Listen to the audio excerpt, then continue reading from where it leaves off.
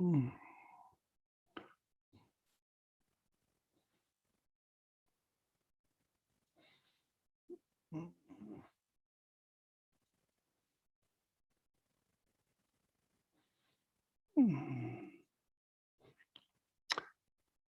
Oh.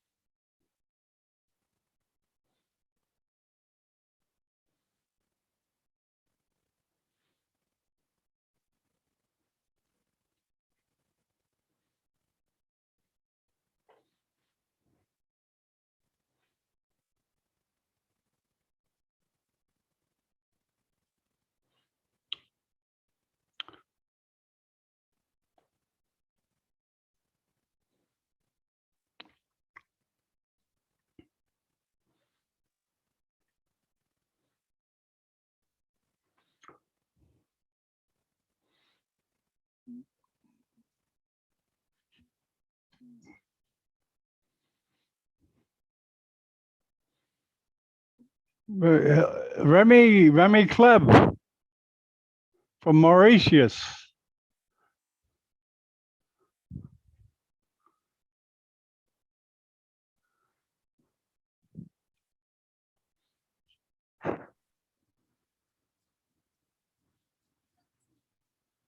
Hi, Mr. John. Hi, Remy. Let me get on the camera here. Hold on. I take it off temporarily because of. So, are you in France or Mauritius? No, it's not Mauritius. I am from Mauritania. I'm sorry, Mauritania. Mauritania. I'm Yeah, Mr. well, John. good to see you. Yeah, nice to meet you.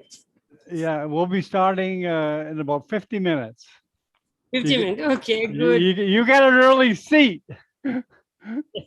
Yeah. Okay, I see you. Okay, thank you very much.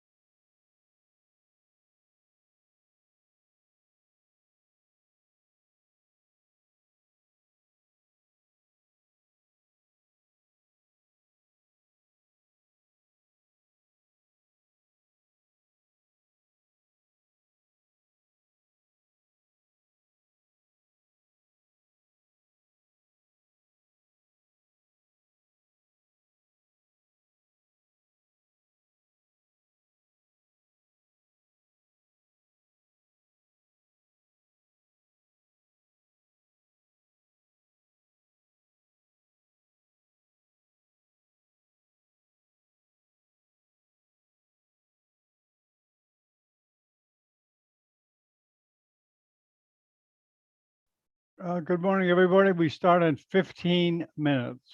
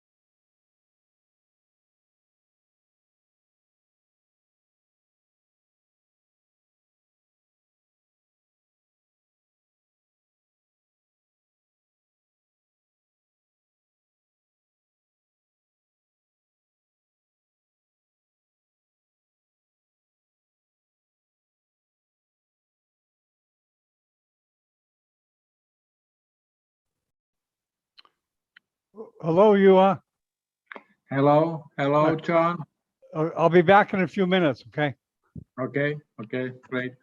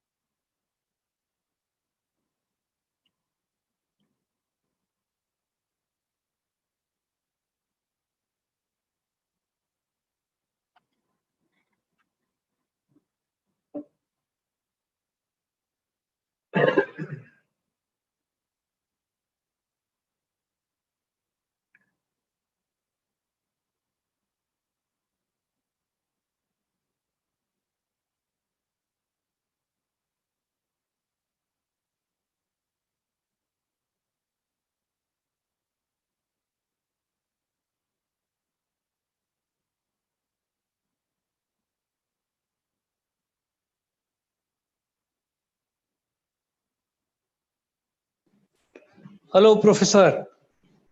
Hello. Yeah, Victor. Dr. Harshad Parekh from Mumbai. How are you? I'm fine. Hello, Harshad. All well? Everything okay? Yeah. Okay. Weekend coming and Yeah. Here in India, COVID situation is getting worse. oh, okay. Yeah. Looking forward to hear Atul today. Yeah, that's great. Passionate lecture. As I always say, Juha is doing wonderful to the neurosurgical community by arranging these webinars. Thank you. No, you are doing wonderful, great. I enjoy your videos. I learn a lot, and I like your approaches. Fantastic. Thank you for your kind words. Thank you. No, sir. You made my I mean day. it. Yes. No. You are wonderful. One of the best I've seen. Mhm. And this old saying, my teacher, late Professor Drake, was always saying that, for example, his colleague, Professor Skip Peeles, was one of the best, not the best one, but one of the best, because there are so many good neurosurgeons in the world. So this is very good saying. Wonderful. You are doing great service to the community of neurosurgery by teaching them. This is one of the best. And learning is never ending. Yeah, this is how it is. So I always remember my anatomy teacher, late Professor Giant Thunder in Zurich in 1960. So he was shouting during the lecture that medical study is a lifelong study, and anatomy even more. Yes. And It's very I good really guy. admire you. You are inspiring all of us. Thank you. After 35 years of working, I feel I don't know anything. Yeah, this is the same feeling. We have to remain humble and Wonderful. in front of the big things, anatomy and skills, surgical skills. I'm sure whole neurosurgical fraternity is grateful to you for teaching us. Wonderful. Thank you. Thank you, sir. Thank you. Good day. Abdi is here. Hello, Abdi. Hello, Professor. Atul is coming. Atul is here also. Hello, welcome, Atul. We are waiting for Subin and Takashi. Hello, Juha. How are you? Hello, Atul. I'm fine. Weekend coming. Oh, weekend here. So What is the COVID situation in China, Juha? this less than 10 cases a day in this population, bigger than Indian population. Less than 10 cases a day. So it is nothing. So you are safe here, totally safe. Because it is a big number of cases. Yeah. In India now, quite a dangerous situation actually. Quite a dangerous situation. Yeah, I looked today on the Worldometer. I follow it 1 or 2 times a week, so to see the situation in the world. So This USA, Brazil, and India are the leading countries now. Yes, yes, yes.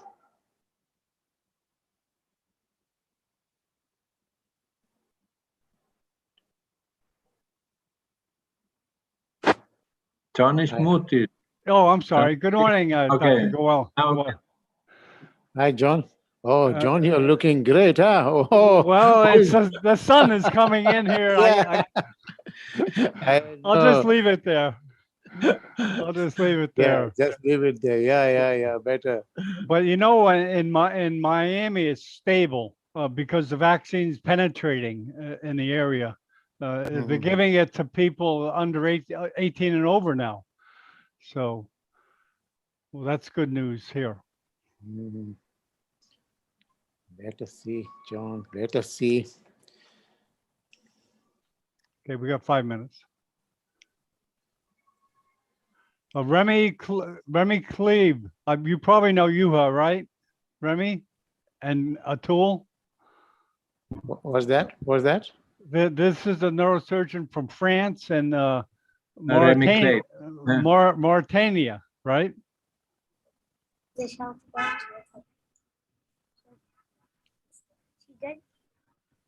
Yeah, there he is. There he is. Hello, Remy. Hello. Hello, Remy. I am very nice to meet you. I hear about you and I see your I saw your video in YouTube. Thanks for everybody, and so I say hello to everyone. I Welcome. am So where are you coming from? Where are you working? Mauritania. Mauritania. Thank you very Okay. much. Great. Yeah, I didn't know where that was, Juha. It's on the east coast of Africa. Yeah. Yeah.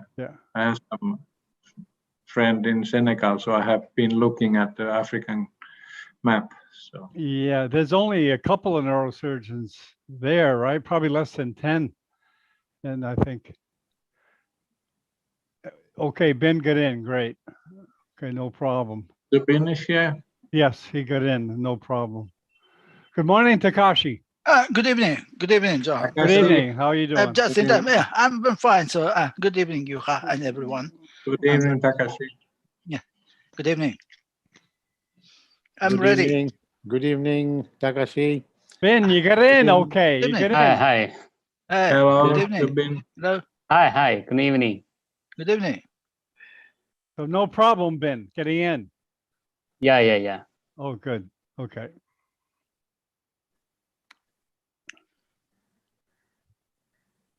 So, Ben, you are doing pituitary tumors or no? Actually, I'm also doing pituitary tumor around 10 years ago. Do you remember? Now I only focus on the vascular disease. Yeah, Yes.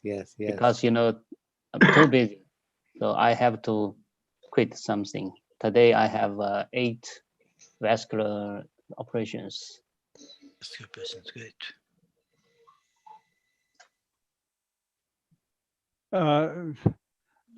Warlick's was going to come in and moderate, but she's going for a clipping aneurysm case. So you guys can understand that. Mhm. Yeah. Okay, we got 2 minutes.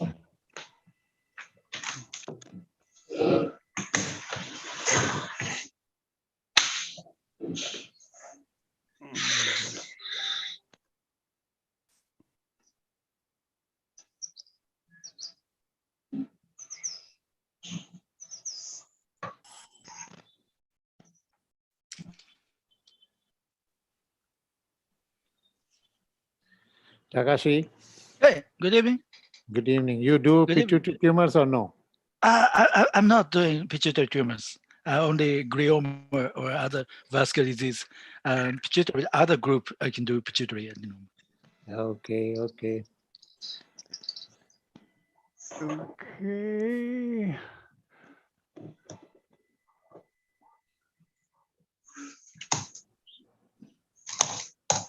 Well, Abby?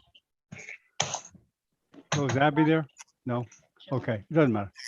Okay, here we go. 10, 9, 8, 7, 6, 5, 4, 3, 2, 1. Go. Hi, Dr. John Bennett, broadcasting from Miami Beach. We have another juha, Ernest Niemi Grand Rounds from China.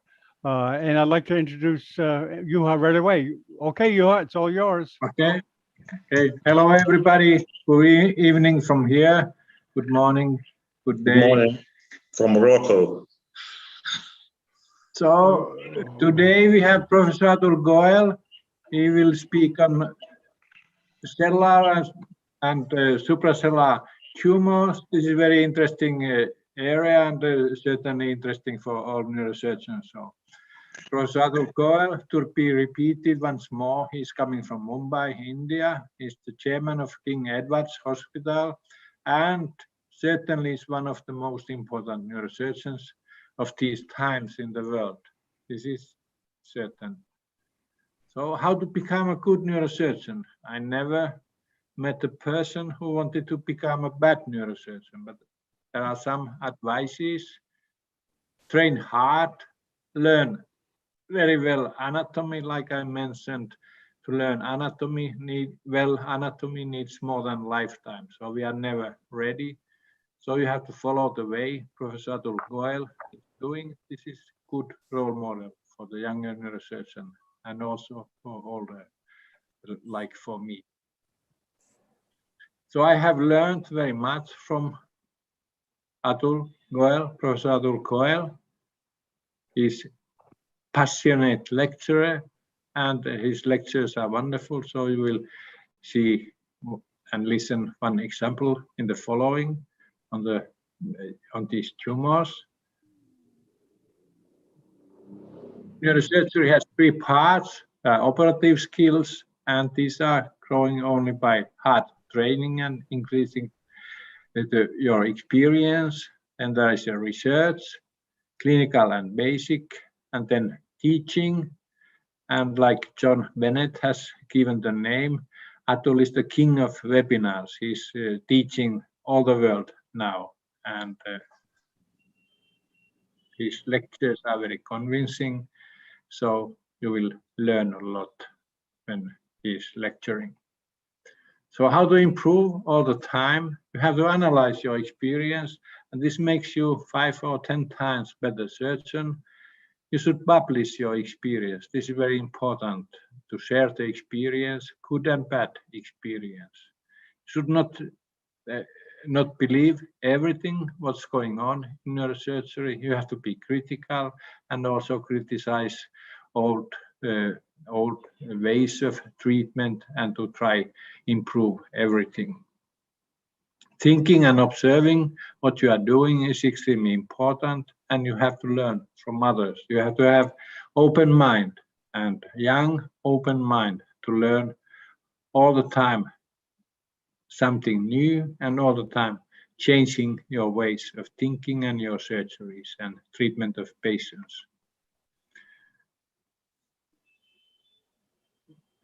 Some years ago, 2014, World Neurosurgery selected 69 most important neurosurgeons in the last 100 years. And besides Cushing, Dandy, Yasakil, and many others, we can see here is Atul Goel from India. He certainly deserves his place inside of this cream of the cream. He has published profusely, more than 800 publications, and like we discussed once here in webinar, he had very big difficulties to publish many papers because they were not accepted. So there has been long and rocky road to publish such a big number of publications. But he has published profusely and analyzed his cases very well, and this is very important, and this is very good teaching for all the world. So he's doing a lot of operations, 1,500 personal operations a year. To do that, you have to be excellent neurosurgeon, but also you have to organize your department very well. You have to have good supporting team around you to help in surgeries and other tasks of chairmanships and professorship, and you need a supporting the society around you and big number of patients, of course, to have that kind of big bunch of surgeries. So this is one of the important principles. The young generation is always getting better than the young ones, older ones. So we should train our best young people. My teacher, late Professor Drake, said that if we don't find that kind of people, then we wait. One day they will come who will become better than we. And this is very important principle to select the best trainees. So I give now the word to Professor Atul Goel. He will speak on cellular and supracellular tumors. Please, Atul, go ahead.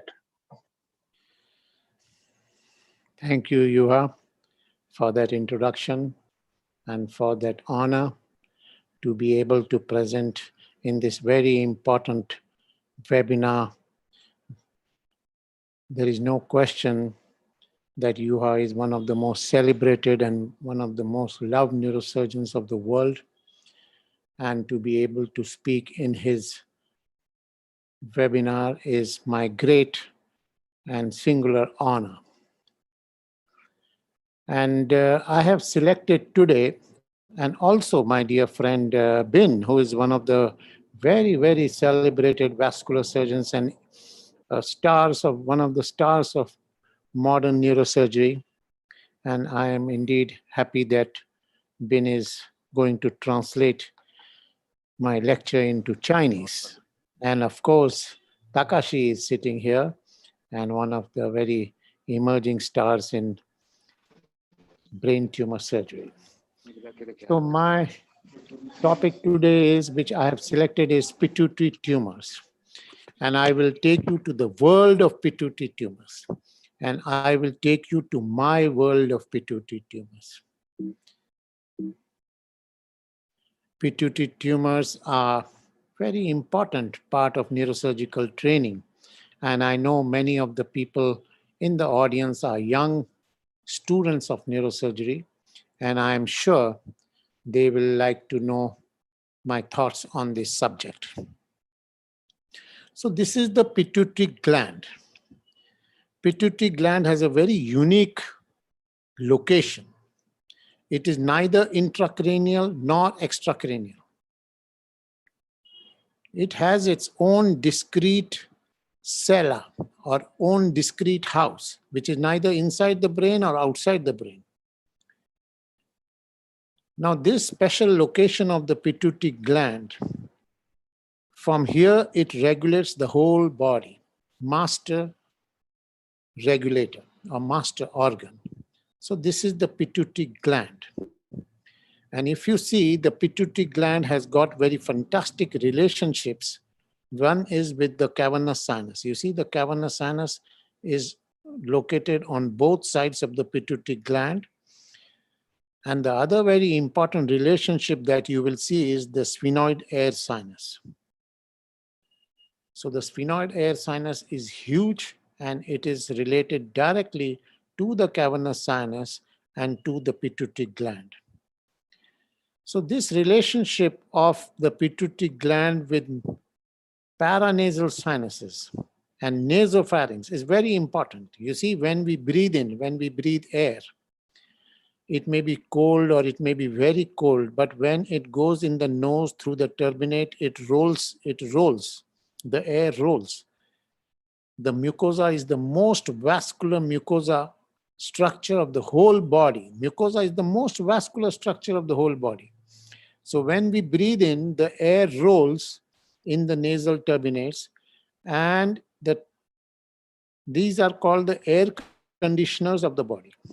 And if we drink hot water or cold water, it rolls in the oral mucosa, in the nasopharynx. And when the food goes in the esophagus, it is normal temperature. Similarly, when the air goes in the trachea, it is not cold or hot. It is normal temperature. So these are the air conditioners of the body. And these air conditions, this mucosa gives information to the cavernous sinus, and cavernous sinus also gets information about the body temperature through carotid artery. Carotid artery has also twisting and turning inside the cavernous sinus. So this information of the body goes in the cavernous sinus and directly into the pituitary, and carotid artery gets information from the body, and this information both is relayed about the external situation to the pituitary gland, and then the pituitary gland regulates the whole body.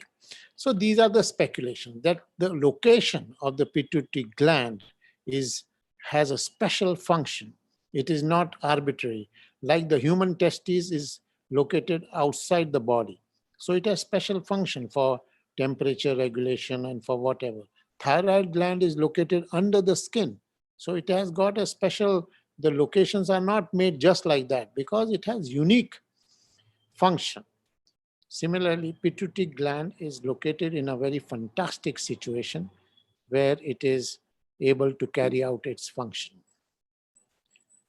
So this is the sella, and these are located right by the side of the anterior clinoid process and internal carotid artery. So internal carotid artery is located in very close proximity in the cavernous sinus and in the supraclinoid area as well. So it is this unique house of the, so if you ask me where is the address of pituitary, so this is the house of pituitary, and the neighbors are very high profile neighbors of the pituitary gland. So this is the diaphragm celli. You see the diaphragm celli? This is a thick layer of dura, and this is the pituitary stalk. You see there is a hole in the diaphragm celli. And this diaphragm celli hole is in the normal situation. And I will now show you in a tumor situation what happens to this hole. So there is a thick dura of the diaphragm celli.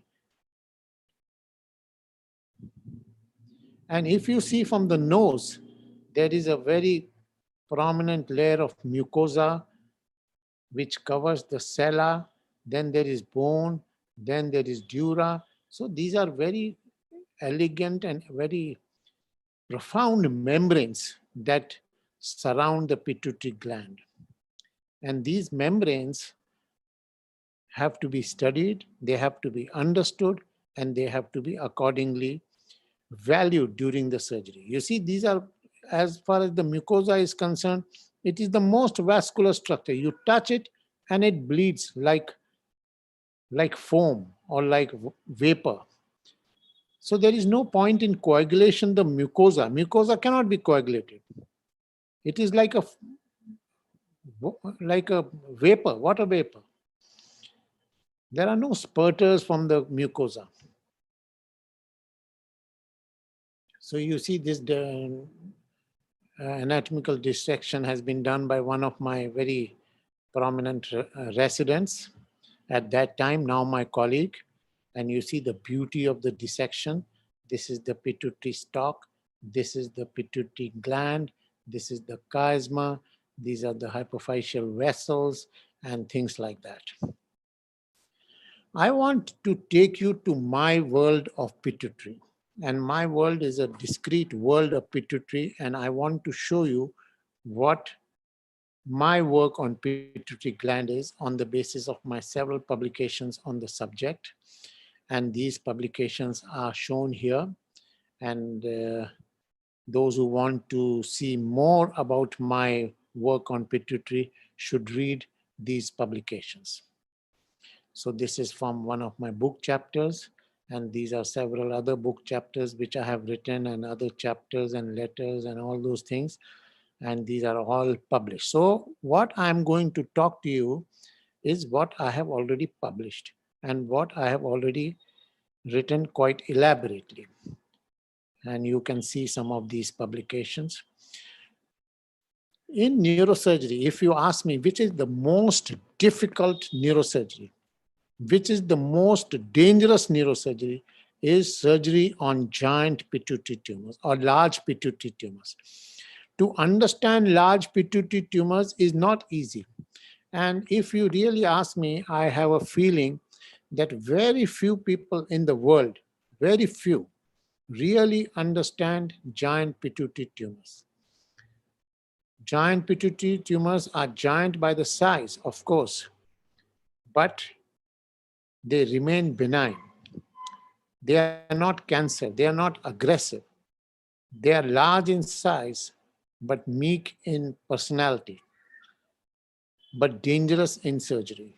So we have to understand these giant pituitary tumors. Majority of giant pituitary tumors are non-functioning giant pituitary macroadenomas. Small pituitary tumors like microadenomas or smaller than giant usually manifest as acromegaly or Cushing disease. Those are completely different entities. You see, this is Cushing disease, and after operation, pituitary tumor surgery can give new life to the patient. Pituitary tumor surgery is one of the most result-oriented neurosurgery. One of the most elegant neurosurgery. You operate Cushing disease properly and you give new life.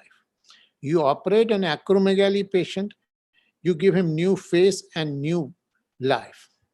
You operate a non-functioning tumor, patient has come with visual deficit, and you give him new vision. So it is such a wonderful result-oriented surgery that we have to have great interest in pituitary tumor surgery. So this is Cushing disease patient. No, it is very easy to identify, and tumors here are microadenomas. I have done around 400 pituitary Cushing disease pituitaries, but I'm not going to discuss Cushing disease. This is another patient. You see preoperative and postoperative. Cushing disease, the tumors are microadenomas.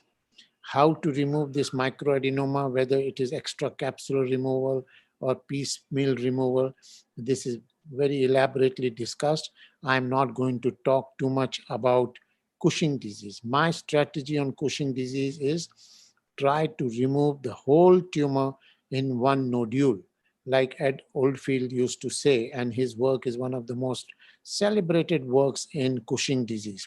So you dissect, and it is extracapsular. You design a plane of dissection between the tumor and the normal, and this capsule of the tumor should be removed en masse. Many a times, because of the soft nature, you tend to puncture it and then it pulsates out, and then you find the wall. Basically, radical resection, total resection gives new life to Cushing disease patient. If you remove 50% or 20%, there is no value. These patients will keep on struggling and they will ultimately die. So if you do a good operation, you give new life. If you don't do good operation, these patients will die. So Cushing disease is one of the more fascinating chapters of neurosurgery. So this is another tumor, Cushing disease, and this has been removed.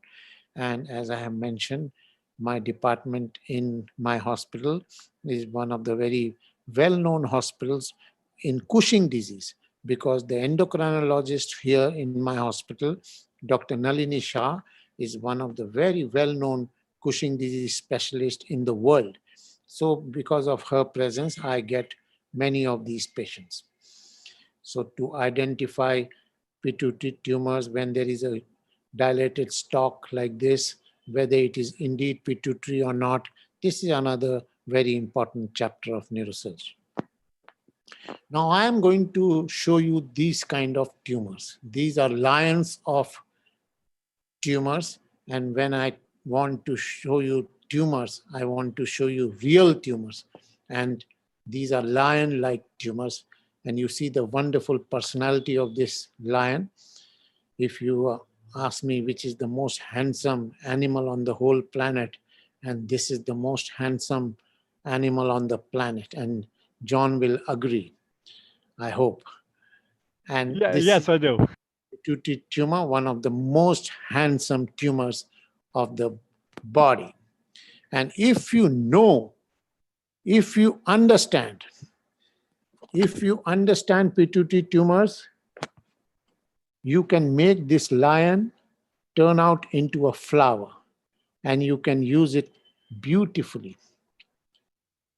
So in my hospital, which caters to essentially to poor people, we get many patients coming from all corners of the country actually, or maybe around the country, with huge tumors.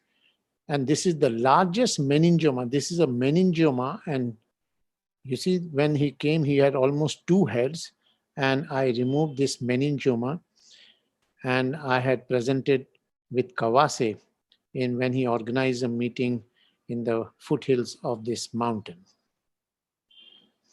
And this is pituitary tumor. I want to show you some large pituitary tumors first, okay?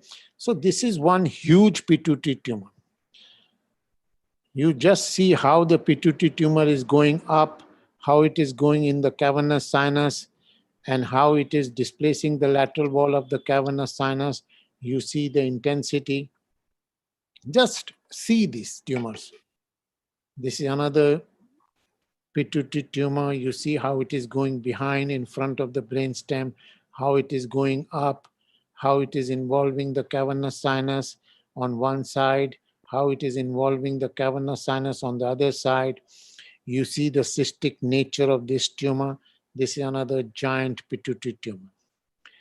You see another giant pituitary tumor, how it is going up, how it is involving the cavernous sinus. You see the nature of the tumor, the necrotic nature of the tumor, the cystic nature of the tumor. Pituitary tumors are never firm. They are never firm like meningioma. They are soft, vascular tumors. You see, this is another giant pituitary tumor. And I will, as we go, I will show this madness. You see this madness of a pituitary tumor, how it is going, multiple cysts in the tumor, and there is a fluid level in the cyst of each of these cysts, and you see this giant of a pituitary tumor. And I have to tell you that these giants have to be recognized before operation. This is huge, giant pituitary tumor, and you see the madness. And I have to tell you, despite the large and huge size, they are benign tumors. The question is whether you can remove these tumors. This is another giant tumor. You see how it is going. So I want you to just see the relationship with the brainstem, relationship with the third ventricle, this kind of relationship going into the sphenoid sinus. Now you see another beautiful tumor. I call them handsome tumors. You see how it is going here, how it is going here, and how it is going in the region of the brainstem, and how this kind of anatomy, I will show you, I will discuss this anatomy with you properly. And I want to give you the design of this anatomy. You see this another giant pituitary tumor. You see how it is going in the brainstem, how it is involving the various structures, and you see the consistency of the tumor, the nature of this tumor, how it is going in the cavernous sinus, how it is involving the cavernous sinus, how it is involving the supracavernous sinus structures. This is another giant. You see how it is going. You just see this tumor and enjoy the pattern of extension. This is another giant tumor. See how it is going in front of the brainstem, in the region of clivus, in the region of diaphragm celli, how it is involving the carotid artery, and how it is going in front and behind and right in the posterior cranial fossa. This is another giant pituitary tumor. See how it is going in the cavernous sinus, in the supracavernous area, and the relationship with the suprasellar structures. This is another giant. See how it is going in the paranasal sinus, how it is going in the brainstem, how it is going in the region of the temporal brain, how it is going in various directions of the. This is another giant with large sella going behind, going up, and going in various directions. This is another giant. So by the time I want to take you to the world of giants, you see how this giant pituitary tumor is going in the paranasal sinuses and how it is involving the clivus and the cavernous sinus and how it is going up. So these giants, majority of these giants are benign tumors. If you remove them, you give these patients new life. Many of these patients come with visual deficit. If you operate properly and nicely, the vision should improve after surgery. More importantly, you can have a disaster. You can have a mortality at hand if you do not treat these patients properly. So now let me describe the anatomy as I have described in the literature. First time in the literature we described, and I think this description has revolutionized pituitary tumor surgery. We described about 25 years ago that when the pituitary tumor grows up, the diaphragm celli, the dura of the diaphragm goes up and the whole tumor is under the diaphragm. And this description, according to me, that when the tumor grows up, it takes the diaphragm celli with it, and the whole tumor, it may be suprasellar, but the whole tumor is under the diaphragm. There is no question in my mind that this understanding has completely revolutionized pituitary tumor surgery. You see very clear, this is the diaphragm celli, dura, and this dura is elevated on the dome of the pituitary tumor. Earlier, the understanding was that this tumor, the suprasellar tumor, erupts out of the whole of the diaphragm celli. So this part of the tumor is in the subarachnoid space, and this tumor is in the sella. So this was the description. Now we are saying, and there is no question, that this is such a wonderful anatomical description, that the diaphragm celli is elevated by the tumor, and the whole tumor is under the diaphragm. You will never see, you will very rarely see arteries of the anterior cerebral artery inside this. I will show you those cases, but this is grade 1 pituitary tumor. The diaphragm celli is elevated by the tumor.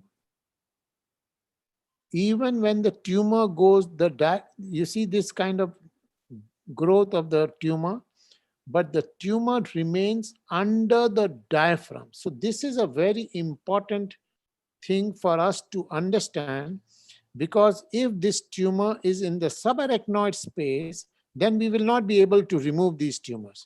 But if these tumors, the suprasellar extension of the tumor is under the diaphragm, then this diaphragm celli is going to protect you from the intracranial structures, and then this tumor can be removed relatively easily. Now you see this is a huge tumor, and the whole tumor is under the diaphragm celli. This diaphragm celli is completely covering the tumor. So if you are operating this tumor, you have to come here and start operating, removal, debulking. These are soft tumors, and ultimately the whole diaphragm will come into the picture. You don't have to show by beautiful endoscope or microscope the basilar artery. You don't have to show. These are outside, and you will not be able to see because the diaphragm celli is covering it. So these tumors, even if they grow very big, they grow into the sphenoid sinus, they grow up like that. The diaphragm celli has a discrete layer of dura, discrete membrane that separates the tumor from other intracranial structures which are very important, like hypothalamus, like brainstem, and all these structures. And more important for a surgeon is the arteries of circle of Willis are displaced on the dome of the tumor. The cavernous sinus in this case is not involved, and I call these tumors as grade 1 pituitary tumors or grade 1 giant pituitary tumors. These tumors can grow up like this right up till the corpus callosum, can grow up like this right up to the corpus callosum, but there is a discrete dura around this tumor. This tumor is not involving the cavernous sinus, and I call it grade 1 pituitary tumor when the carotid artery is not encased by the pituitary tumor. You see this very clear description. The diaphragm celli is elevated by the tumor, and the whole tumor is subdiaphragmatic in nature. It is not subarachnoid in nature, and this is a very important understanding of this tumor. So this tumor can go anteriorly like this, right beyond the corpus callosum. You see, this image is not such a great quality, but the entire dome of the tumor is covered by dura. And believe me, this understanding that the dura is going to cover this tumor has completely revolutionized pituitary tumor surgery. So grade 1, even when the tumor goes up like this, is completely covered by dura. And the sellar part, the sella is enlarged, and sellar enlargement can become very big, but very often even the sellar dura, of course, but the sellar bone also is thinned out but present. And that is also very important characteristic of these pituitary tumors. And the diagnosis is always made by enlarged sella. So do not distinguish this tumor into a meningioma or any other tumor. This is clearly and very clearly a pituitary tumor. This is another pituitary tumor. It is not encasing the carotid artery. It is not entering inside the cavernous sinus. This is covered by dura, and this artery is in the dome. And there is a well-defined dural layer which separates the tumor with the carotid artery. So this is the tumor, this completely compartmentalized tumor. You see, this tumor is not involving the cavernous sinus. It is going up. The whole tumor is covered by dura. Whole tumor is covered by dura. This artery which is going here is in the lobulations. And when you operate this tumor, you don't encounter this artery. And if you encounter this artery, you have done a philosophical mistake in operating on these tumors. Now you see this nubbin. This nubbin is also covered by dura. This is not outside the dura. This is not, the whole tumor is in the intradural space. This kind of nubbin, this large nubbin which is going inside in the region of the brainstem is also covered by dura. The whole thing is covered by dura. The sella is large and it is covered by dura. You see, this tumor is going inside the brainstem. And if you do not have this understanding that there is a well-defined dura, you will never be able to remove this tumor. If you come through transcranial route, you have done a very great philosophical mistake in understanding these tumors. If you do not understand that there is a dural membrane which will protect you during surgery, it is, in my estimation, impossible to remove this tumor. When the tumor goes subfrontal like this was, if you read the books, if you read the journals, and if you ask the people who were operating pituitary tumors 25 years ago, this subfrontal extension was a classical indication of transcranial surgery. But this is also completely covered by dura, and this is post-operative scan. I remove this tumor first from here, debulk the tumor, and the whole dura will then come into your field. You see this tumor, huge necrotic cystic tumor having a nubbin which is going inside the brainstem, having the diaphragm celli going up, having a nubbin here. This whole tumor is grade 1 pituitary tumor. This tumor is going beyond the corpus callosum and has a discrete dural cover, not going into cavernous sinus. I call this tumor as grade 1 pituitary tumor. Many a times there is a large extension into the sphenoid sinus or into the paranasal sinuses. When it breaks out of the sphenoid sinus, when it breaks out of the sella, these tumors are usually more aggressive in nature. In general, the sella is enlarged and the sellar dura is intact in majority of cases. And when the sellar dura is disrupted and the tumor enters into the sphenoid sinus, they are usually more aggressive forms of pituitary tumor.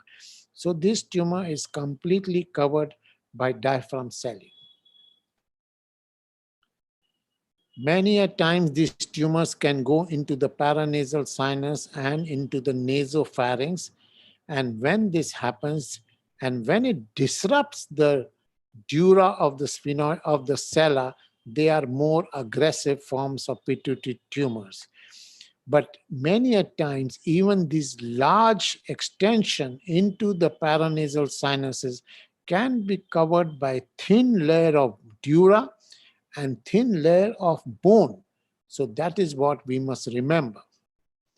This is another huge tumor with these kind of nubbins, and this is all not going into cavernous sinus. These are grade 1 pituitary tumors.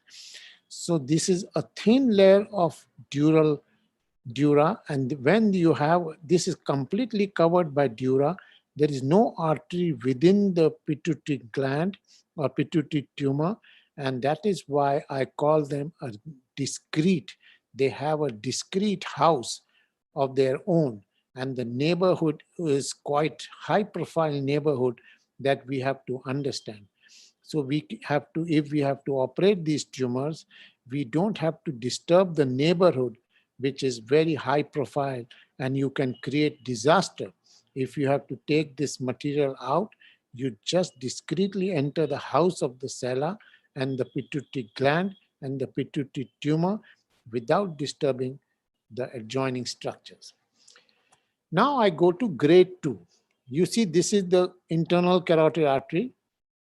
The tumor is encasing the internal carotid artery. The lateral dural wall of the cavernous sinus is intact. You see, this is the lateral dural wall of the cavernous sinus.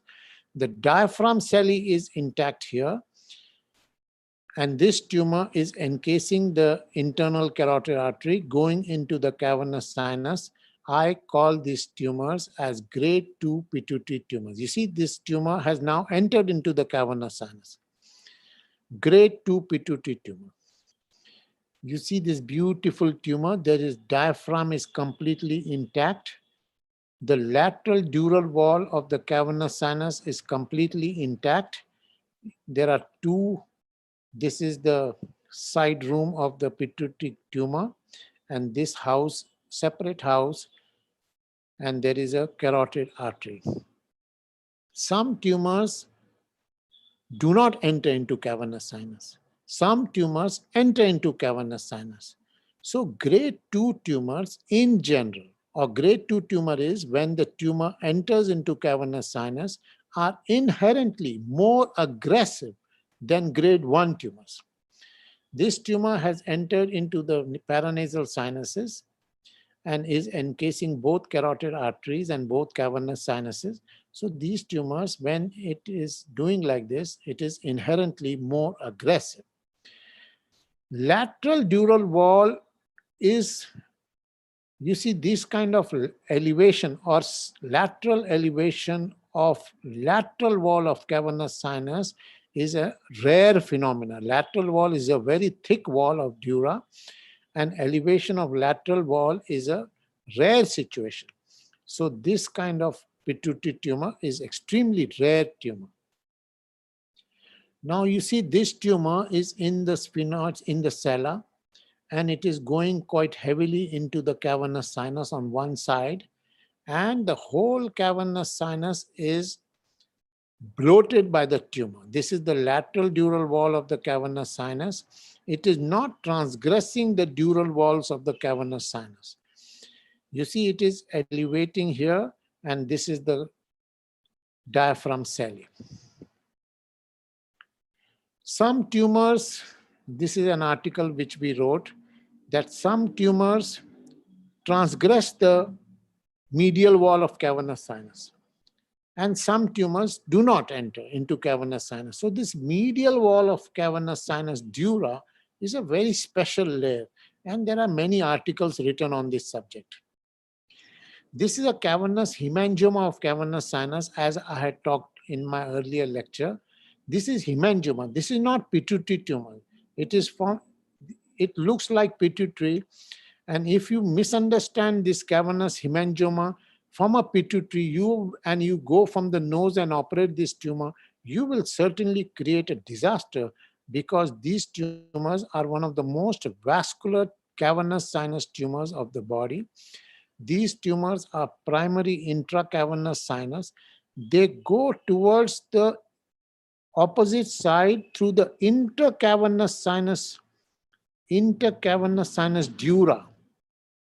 The whole of this tumor is intracavernous, and I will not like to discuss about cavernous hemangioma in this lecture, because cavernous sinus hemangioma is a discrete entity. They are most benign tumors, and they house like this. The only thing is that they encase the internal carotid artery and go towards the pituitary gland, but not in the sella. The location is intercavernous sinus dura. We have to understand this very nicely, because if we think that this is pituitary and come from the nose, you can have a very big bleeding disaster. This also, you see, this is a pituitary tumor. This is picture which I published about 25 years ago, and from my same publication, this picture is that cavernous sinus carotid artery is encased but not squeezed by a pituitary tumor. Meningioma will encase the tumor, will encase the carotid artery and squeeze it.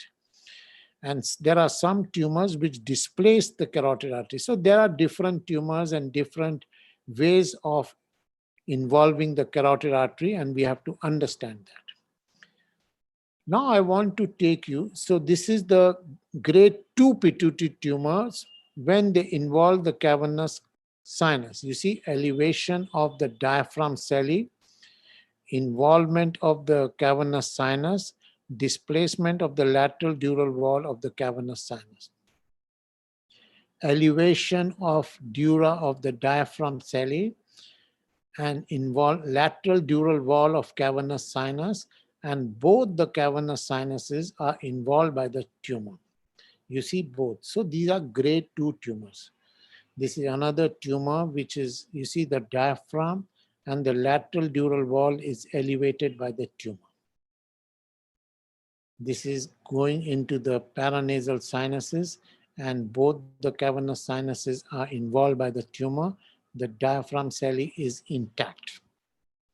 So these are grade 2 tumors. The diaphragm cell is here. The lateral dural wall of the cavernous sinus is here. The diaphragm can be very badly stretched. You see, it is stretched but not transgressed. In this image, if you see, the lateral dural wall of the cavernous sinus is very badly stretched but not transgressed.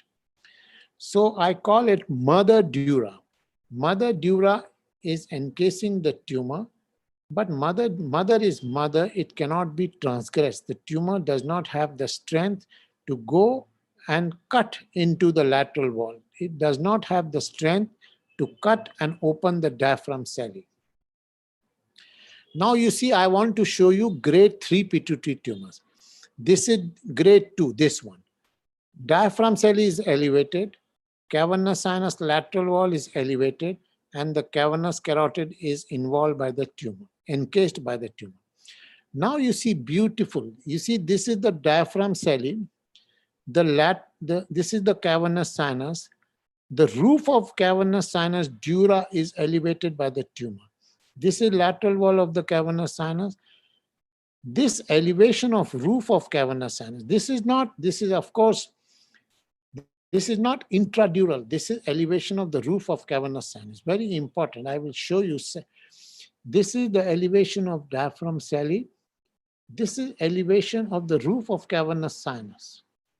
This is involvement of cavernous sinus, and this is elevation of roof. I must tell you, and you must be very clear in this concept was never in the literature before. And even today, I hear many lectures on pituitary tumors from all over the world. This concept is not there. And my firm belief is, if you do not have this concept, you cannot operate on such tumors. Now you see here, this is the elevation of the roof of cavernous sinus. This tumor is, this is the diaphragm cell, and this is the elevation of the roof of cavernous sinus, and this is the lateral wall of the cavernous sinus. So this part is intracavernous. When the tumor elevates the roof of cavernous sinus, I call it grade 3 pituitary tumor.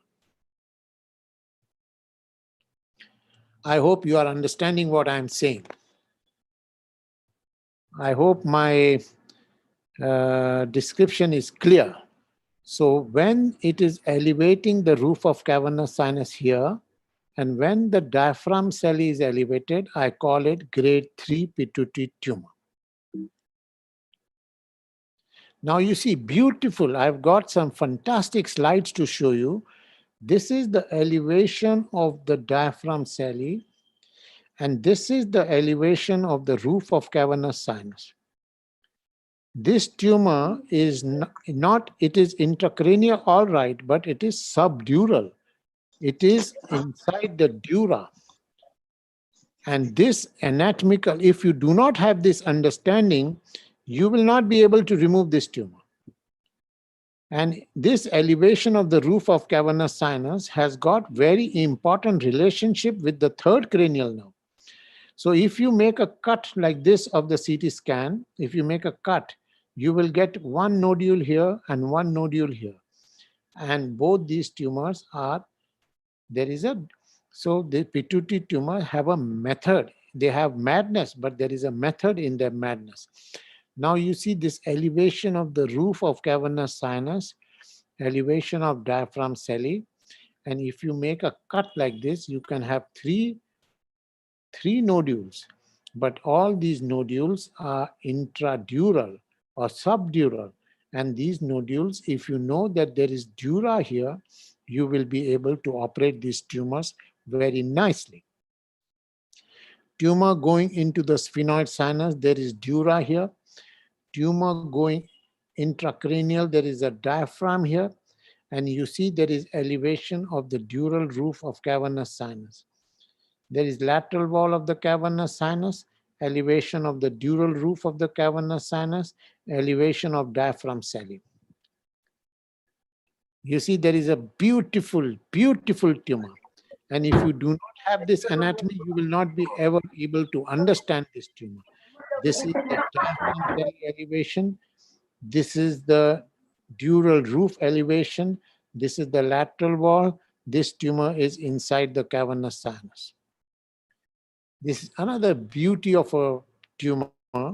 This is elevation of dural roof, elevation of diaphragm, elevation of dural roof.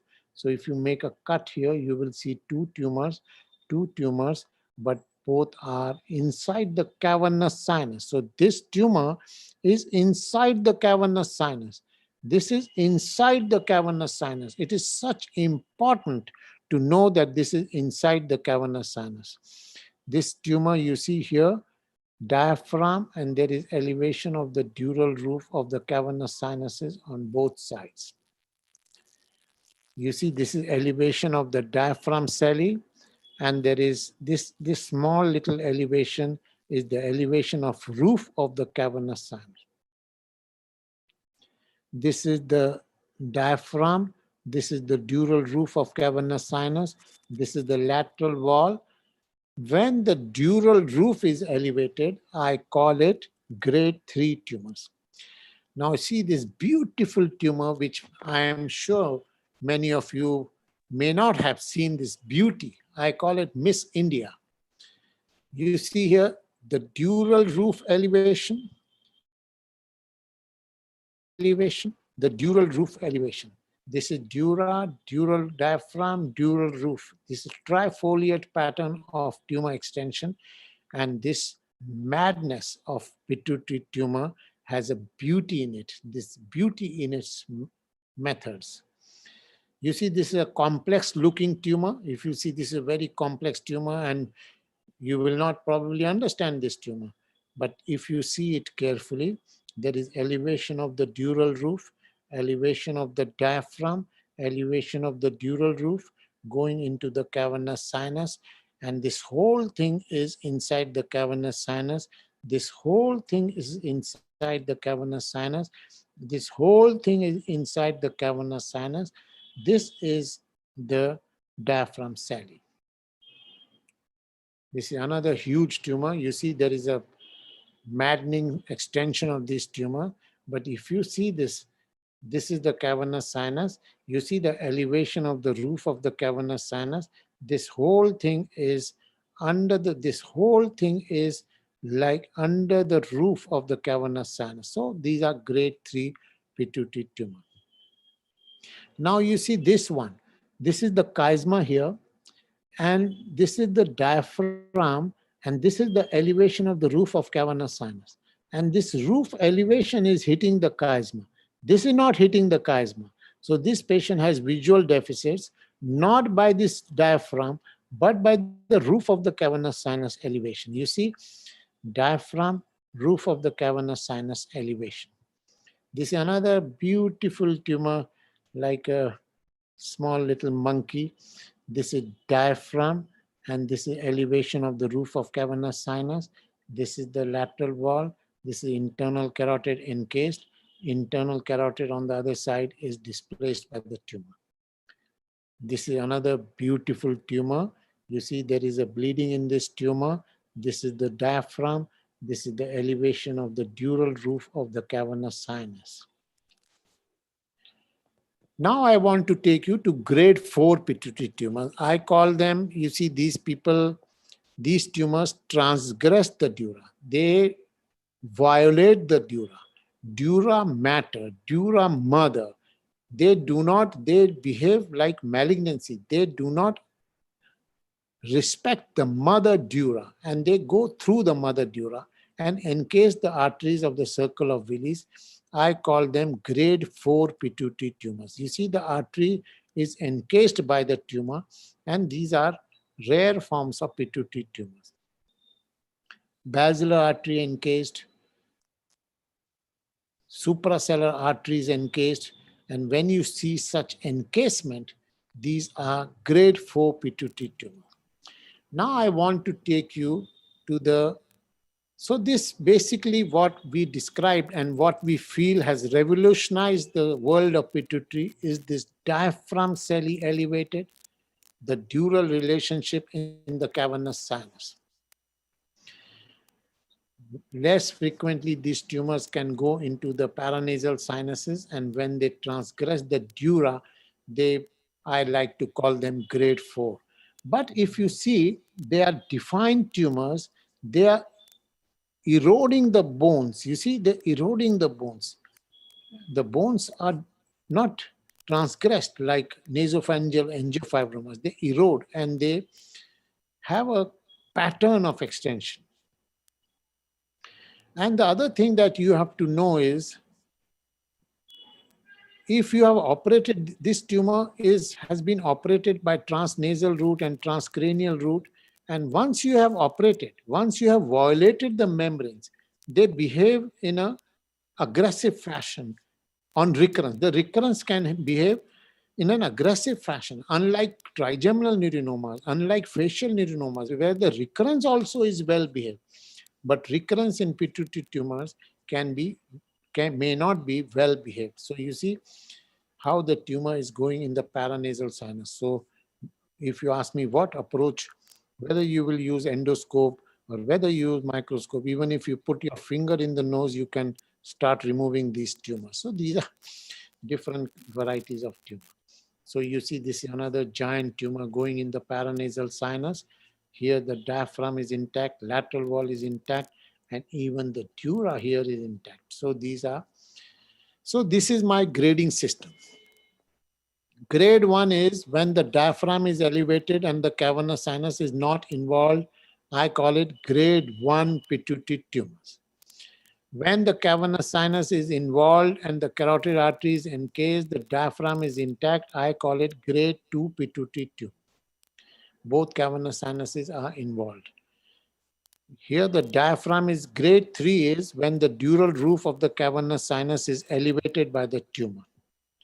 These are grade 3 pituitary tumors. And when the arteries of the circle of Willis are encased by the tumor, I call it grade 4 pituitary tumor.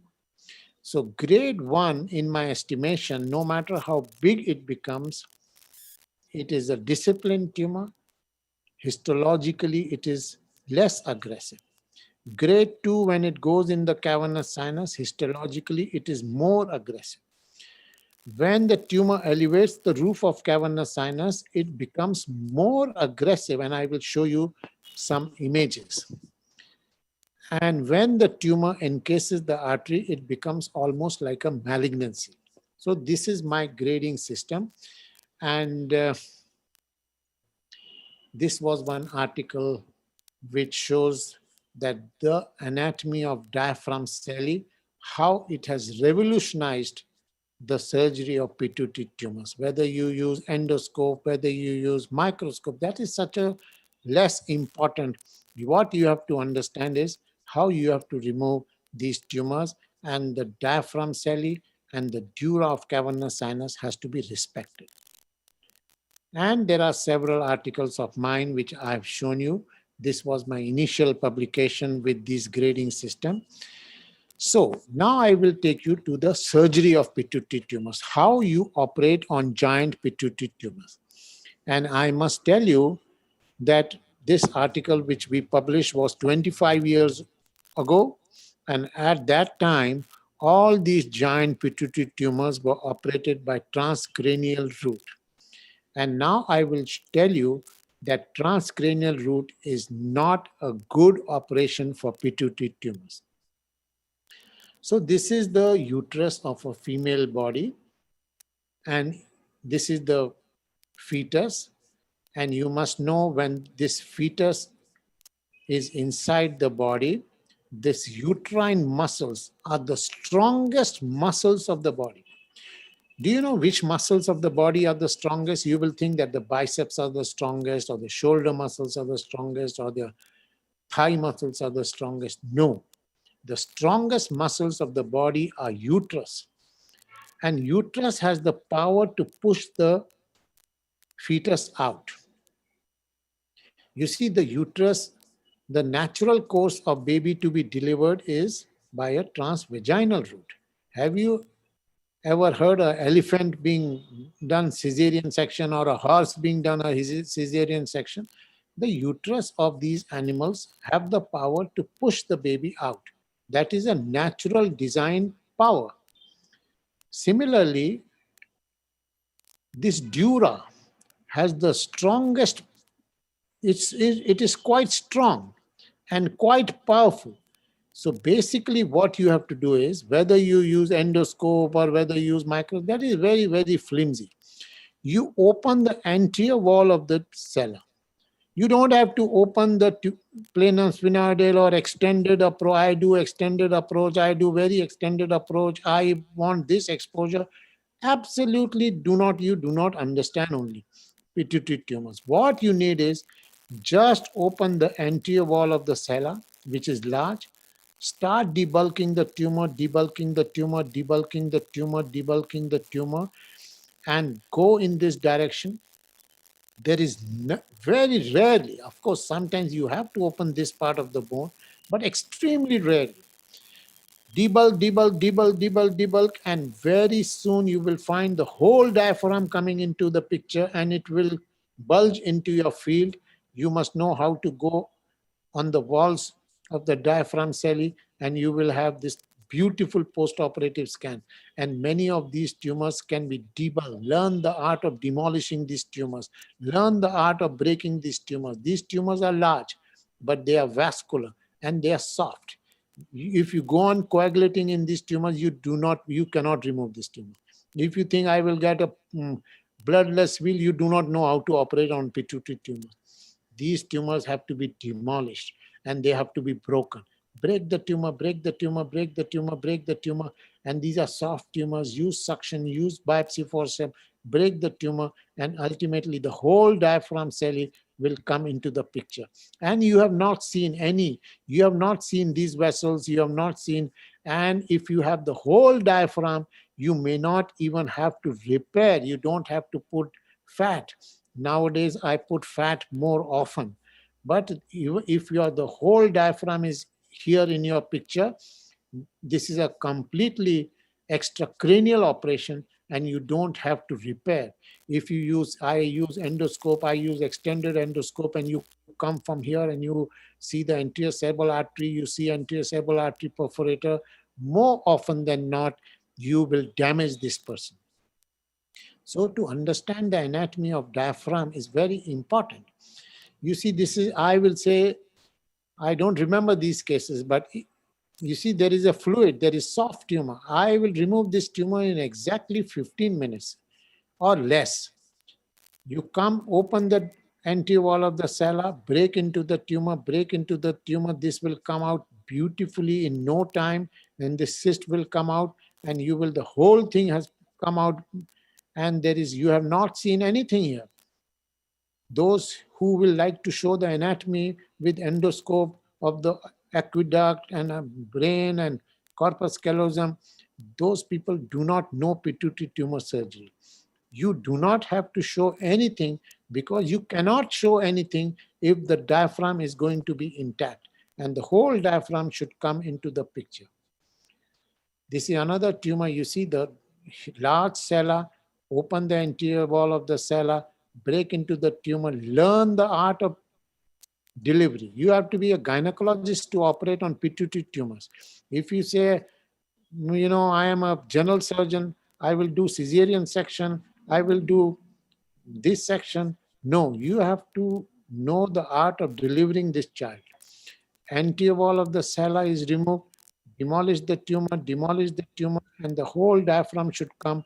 I think this tumor resection should not take more than 15 minutes, and the whole.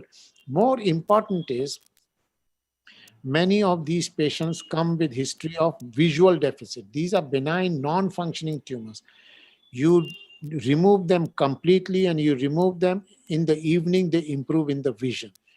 You see, there is a nubbin here. If you think that this nubbin is completely dura, break the anterior wall, demolish the tumor, debulk this tumor, and you remove this tumor. There is some tumor remaining here, but as I mentioned to you, these are not aggressive tumors. Whether to give radiation or not for this tumor is a very questionable. I will discuss about radiation very soon. So when this tumor herniates, like in the sphenoid sinus more, this becomes much more easy. You come from here, break the anterior wall, debulk this tumor, and then you have a huge space to remove this tumor. So whether you use endoscope or you use periscope or you use telescope, that is different, or you use microscope. But more important is that you should know that the diaphragm is going to be here. The arteries are going to be separated by the layer of diaphragm. You demolish the tumor, debulk this tumor, and the whole diaphragm will come here. You don't have to see this artery. You don't have to see the pituitary stalk. You see this huge tumor going in near the brainstem. if you have the anatomy that this tumor is completely in defined membranes, debulk the tumor, debulk the tumor, debulk the tumor, and the entire tumor is removed and the patient is cured. Patient is completely cured. You see this tumor going right up to the corpus callosum. You can come transcranial. You can come from posterior fossa. That is immaterial. But what is the beautiful approach is come from the nose, remove the anterior wall of the sella, learn the art of delivery of this child. And this child is a absolutely benign child. Once you remove this, this gentleman is completely cured. And this, you see this tumor can be, this is immediate post-operative. There is a lot of fat here. I don't have to put so much fat, but this is for reconstruction. And there is no dural opening here. This, I will say, is one of the easiest tumors. You see such a large belly of this tumor and small head. Open the belly and you have a huge space, and then you remove this tumor. To answer your question, I do not use endoscope. I do not like endoscope for pituitary tumor surgery because it is not necessary. No matter how big the tumor is, can be done by conventional transsphenoidal approach, which I use. This is another tumor with a huge belly. Open the belly and deliver the child. Open the belly, first remove, this is breech delivery. First debulk this, debulk this, debulk this, and then you see there is cystic necrotic. This is soft tumor. And if you think that this tumor surgery will take more than 5 hours or 10 hours, then you do not know this operation, how to do this. You should not do only this operation. This tumor should be removed in 15 minutes. And if you are less than experienced, then you may take half an hour. But if you say, I will remove this tumor in 5 hours, then you will go on coagulating and you will demolish the whole story. This anatomy should be beautifully delivered. So there is a lot of controversy. I wrote this chapter for Al-Mefti's book, whether to use endoscope or whether to not to use endoscope.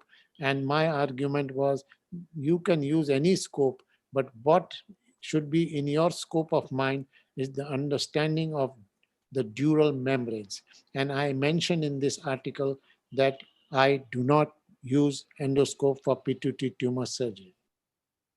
Now I will show you some of the more beautiful cases. 1998, I removed this tumor.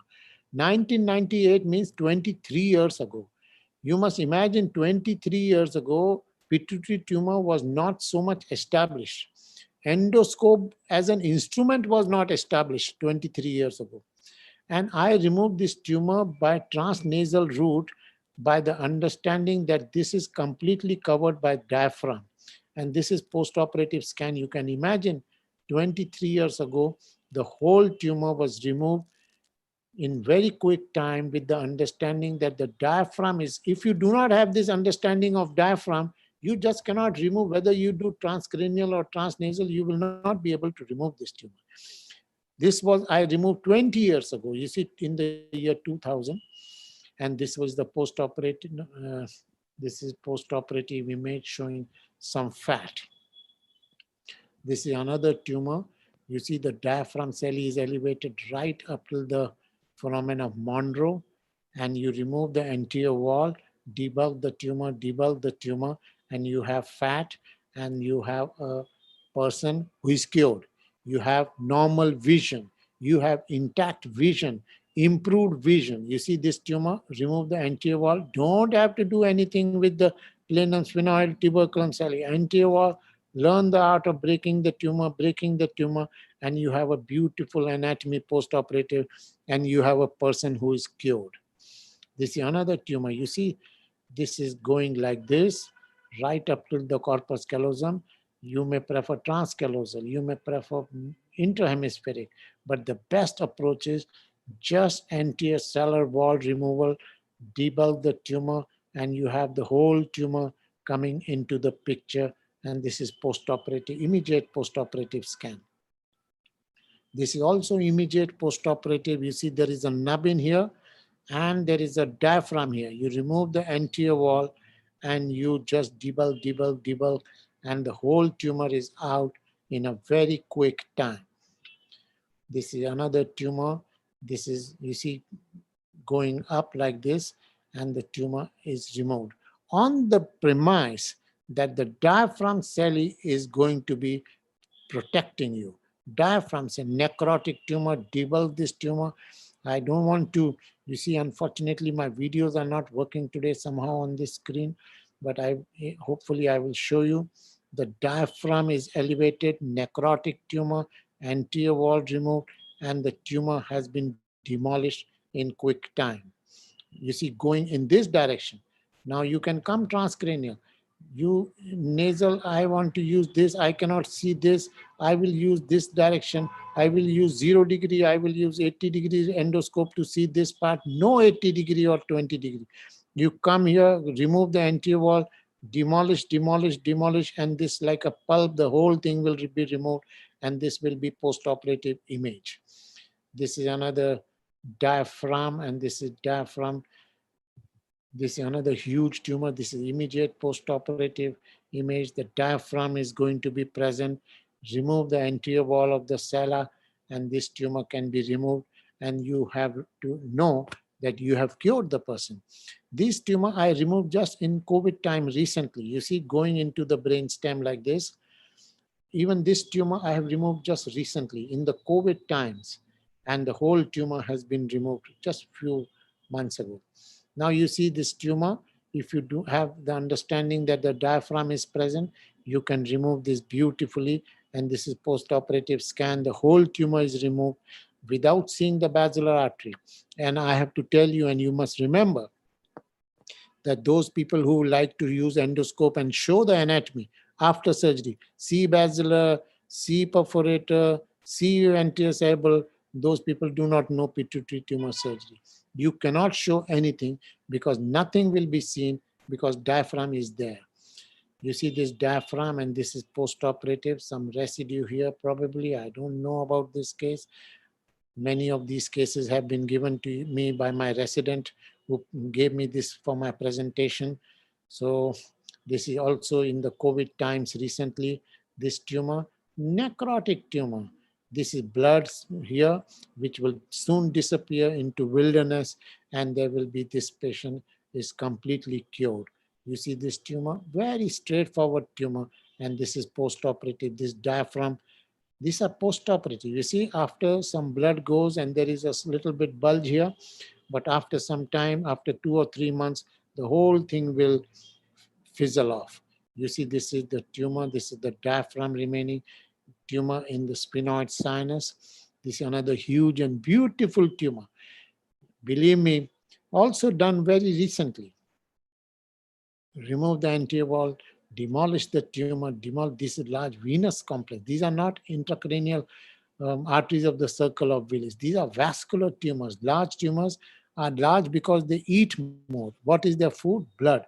And they are more vascular tumors in general. But aggressiveness is not, they are benign tumors. Now you see this tumor I had removed in the year 2001. 20 years ago. This was my anterior approach. You see, this was the approach. I left some tumor behind. This is some tumor I could not remove, this part of the tumor. Some tumor was left behind. Now in 2001, this has increased. So now my policy is when the tumor is more than 5 centimeters, and if I have left some tumor behind, I like to give radiation treatment for this. So this residual tumor, normally I don't give radiation, but if the residue is if the tumor size is more than 5 centimeters, I like to give radiation treatment. This is another tumor I did in the year 2001. You see this tumor?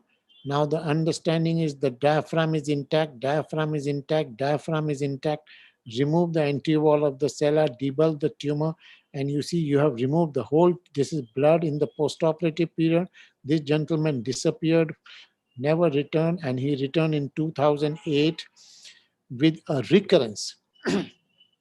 So now my policy is when the tumor is more than 6 centimeters, and even if I have removed the whole tumor, I will give radiation treatment. So these are my changing understanding, like 6 centimeters and 5 centimeters.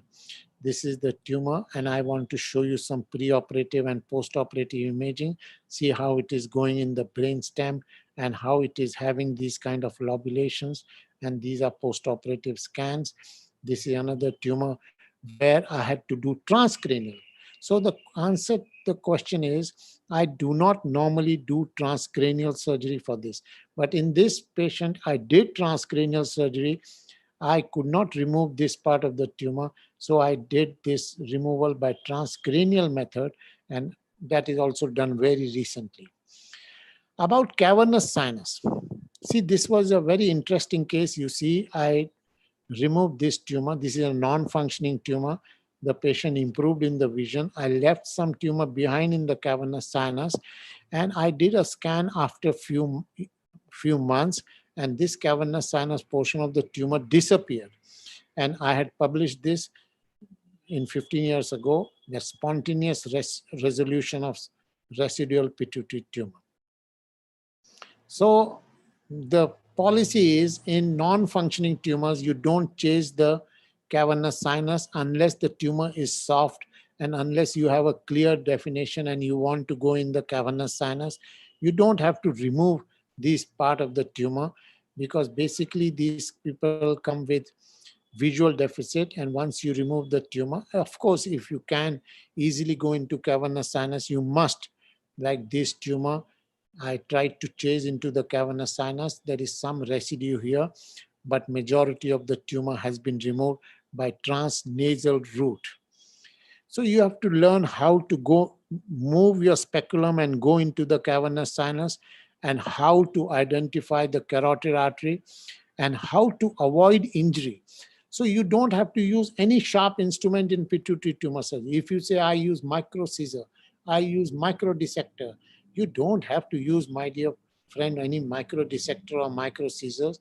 These are soft tumors. You have to use softness. You have to show your soft side of your personality and work within the tumor and remove this tumor in a soft manner. No firm or hard dissection. So this is another tumor which I'm showing you some residue in the cavernous sinus. This is another huge tumor. This is also recently done, and I tried to attack this cavernous sinus, this roof of the cavernous sinus from here, and there is some residue here. This is recently done. I will think about what is to be done. There may be some blood here because this is maybe some blood. So I will do a repeat scan after about 3 months and then decide what is to be done. This patient has also remarkably improved in the vision. Now this is the elevation of the roof of cavernous sinus. So you go into the cavernous sinus and then turn your microscope and go into the roof of the cavernous sinus. And the dura will protect you. This dura will protect you. And you have to be very gentle here. Don't use any sharp instrument. If you have enough space in the roof, you go into the and use thin suction to go inside the cavernous sinus roof, and it is possible. This I've shown you. This is both cavernous sinus, and there is residue in both the cavernous sinus. What you do now, I want to show you residue in the roof of cavernous sinus. You see, this is the roof of cavernous sinus. And there is, I have removed this midline part which is disturbing the chiasma, but the part in the roof of cavernous sinus I have not removed. Now my strategy is, if I have not removed and the person has improved in the vision, I will like to give these patients radiation treatment. Now in 2003, I did this tumor. You see this. This is elevation of the roof of cavernous sinus, elevation of diaphragm, and this part, elevation of roof of cavernous sinus, has not been removed in 2003, and in 2009 there is a recurrence. So now my strategy is, when the tumor is elevating the roof of cavernous sinus, or when it is grade 3 tumor, I like to give radiation for these tumors. So this is another tumor. You see there is elevation of dural roof of cavernous sinus. This is diaphragm celli. This is having nubbins, and this tumor has been completely and radically removed. Some residue in the cavernous sinus. I have not done any post-operative radiation, and I don't want to. So this is the elevation of diaphragm. This is elevation of the dural roof of cavernous sinus. You see how I have entered the cavernous sinus and how I have removed the tumor from underneath the dural roof of cavernous sinus. This case was also done by me several years ago on the understanding of the anatomy of the dural roof. This is another beautiful tumor that you can see the elevation of the roof of cavernous sinus. This is blood in the roof of cavernous sinus, and there is blood in under the diaphragm, and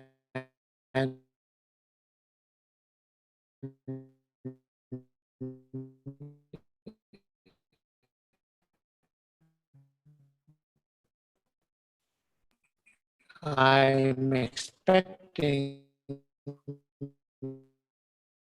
Okay. Just hang in there.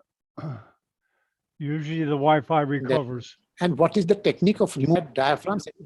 Reserved, and this tumor has been removed, and some tumor is remaining under the inside the cavernous sinus.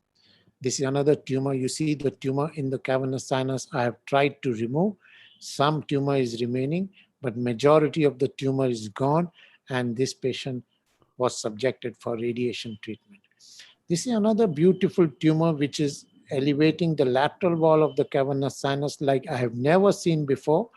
And this tumor was removed by transcranial route, and this patient was subjected to radiation treatment.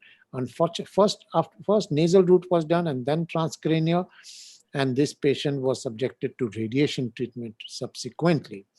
This is inside the cavernous sinus, you can imagine, was removed by transcranial route. So a transcranial route is used by me very uncommonly, very rarely, and when I have extensions like this. This is another tumor. Beauty of the tumor, you can imagine. This is elevation of diaphragm, elevation of roof, cavernous sinus involved. I have entered into the cavernous sinus, but I did not remove this part of the tumor. And you see, I have entered and removed some of the cavernous sinus. This is also very early in the postoperative period. And this patient, obviously now I subject him for radiation treatment. This is another tumor. You see removed. Part of the cavernous sinus has not been removed. Rest of the whole tumor has been removed. This is another tumor. You see how the tumor extension, my resection is going inside the cavernous sinus. This part is not removed. This part, whether to do transcranial now is a question. This is another tumor. You see elevation of roof of cavernous sinus, elevation of roof of cavernous sinus. I removed this tumor, and both the elevations of the roof were not removed. So I subjected this for radiation treatment, and after several years, this was pre-op, and this is after several years, there is some residue in both the roof of cavernous sinus, but this patient is completely and entirely intact and with very good vision without any major issues. This is another tumor where I have introduced fat, and this is some blood here. This is not tumor residue, and this has been very beautifully removed. Now, grade 4 tumors. What is your strategy of when the tumor is encasing the arteries of circle of Willis? Like this, you see, I call it cobra tumor. You enter into this tumor and you damage one perforator and you kill this person. So what to do about these tumors is still under my discussion. I like to do a little bit controlled dissection in these tumors. This tumor is encasing both internal carotid and ICS, and you enter and you try to remove this tumor completely. There is a big possibility of a disaster. Now I want to take you to another dimension. See, some of these grade 4 tumors are like this, grade 4. And many of these grade 4 tumors, like this tumor, this is grade 4 tumor, are prolactinomas. And even when the tumor is, prolactin level is not very high, if it is in a, prolactin level is little bit high in all giant tumors. If it is moderately high, say more than 50, 60 or 100, you think that it is not a prolactinoma. You give this patient cabergoline. And this patient was given cabergoline, and you see this tumor disappeared on drugs. So many of these grade 4 tumors are prolactinomas. This is another huge tumor. This is a prolactinoma and treated without surgery with drugs. You see this prolactin level in this tumor was 32,500. And of course, when you have such a large high prolactin level, these are grade 4 tumors. So prolactinomas can sometimes become very high grade and use these tumors. You see this high grade tumor was treated with drugs and no surgery was done on these tumors. So this is another case of high, very high, you see, this was short stature, poor sexual characters, headache, proptosis, was started on cabergoline, this tumor, and this tumor has prolactin was not very high. And this is post-op, no, this is very high. It is actually 18,740, and this is 400 now remaining, and treatment on drugs. So many of these grade 4 tumors are actually prolactinomas. So when you operate on giant pituitary tumors, there are 4 danger issues, 4, and these are 4 or 5. One is very big tumors. And if you have done partial resection, they bleed. So you have to demolish the tumor. If they are very big, it is a danger issue. Higher grade tumor is a danger issue. And when the patient is coming to you in a drowsy state, it is a danger issue. You can kill this person. When this patient has come with altered behavior and altered consciousness, they are danger issues. And when the patient comes with hypothalamic disturbances, these are danger issues in giant pituitary tumors. So when should we give radiation to these tumors? One is for grade 4 tumors. When the grade 4 tumor, you must give radiation. When grade 3 residue, when grade 3 you remove this tumor, and if there is a lot of residue in the roof of cavernous sinus, I give radiation treatment. In grade 1 tumor, when the tumor size is more than 5 centimeters, even if I have left some tumor behind, even if I have completely resected this tumor, I give radiation treatment. And recurrent tumor, I like to operate, and if there is a residue, even after recurrent tumor, I like to give radiation treatment. So that is my strategy for dealing with residue. So I'm just showing you this reconstruction using vascularized pedicle flap, which I had described. And recently, we have now started studying, and one of my papers is coming out very soon with my team, of course, proteomic-based investigation with Indian Institution of Technology in Mumbai, where we have studied the proteomics of each grade of these tumors, and we are coming out with these studies. And all these studies are very meticulously studied with various protocols which are described. Now I want to show you rapidly the cysts of the pituitary tumor, how the cysts are formed. You see, these are the cysts in the pituitary tumor. When there is a cyst, obviously it is more aggressive. When there is no cyst, it is less aggressive. So this cyst, but it makes your surgery much more easier and much more simpler. So this is one cyst.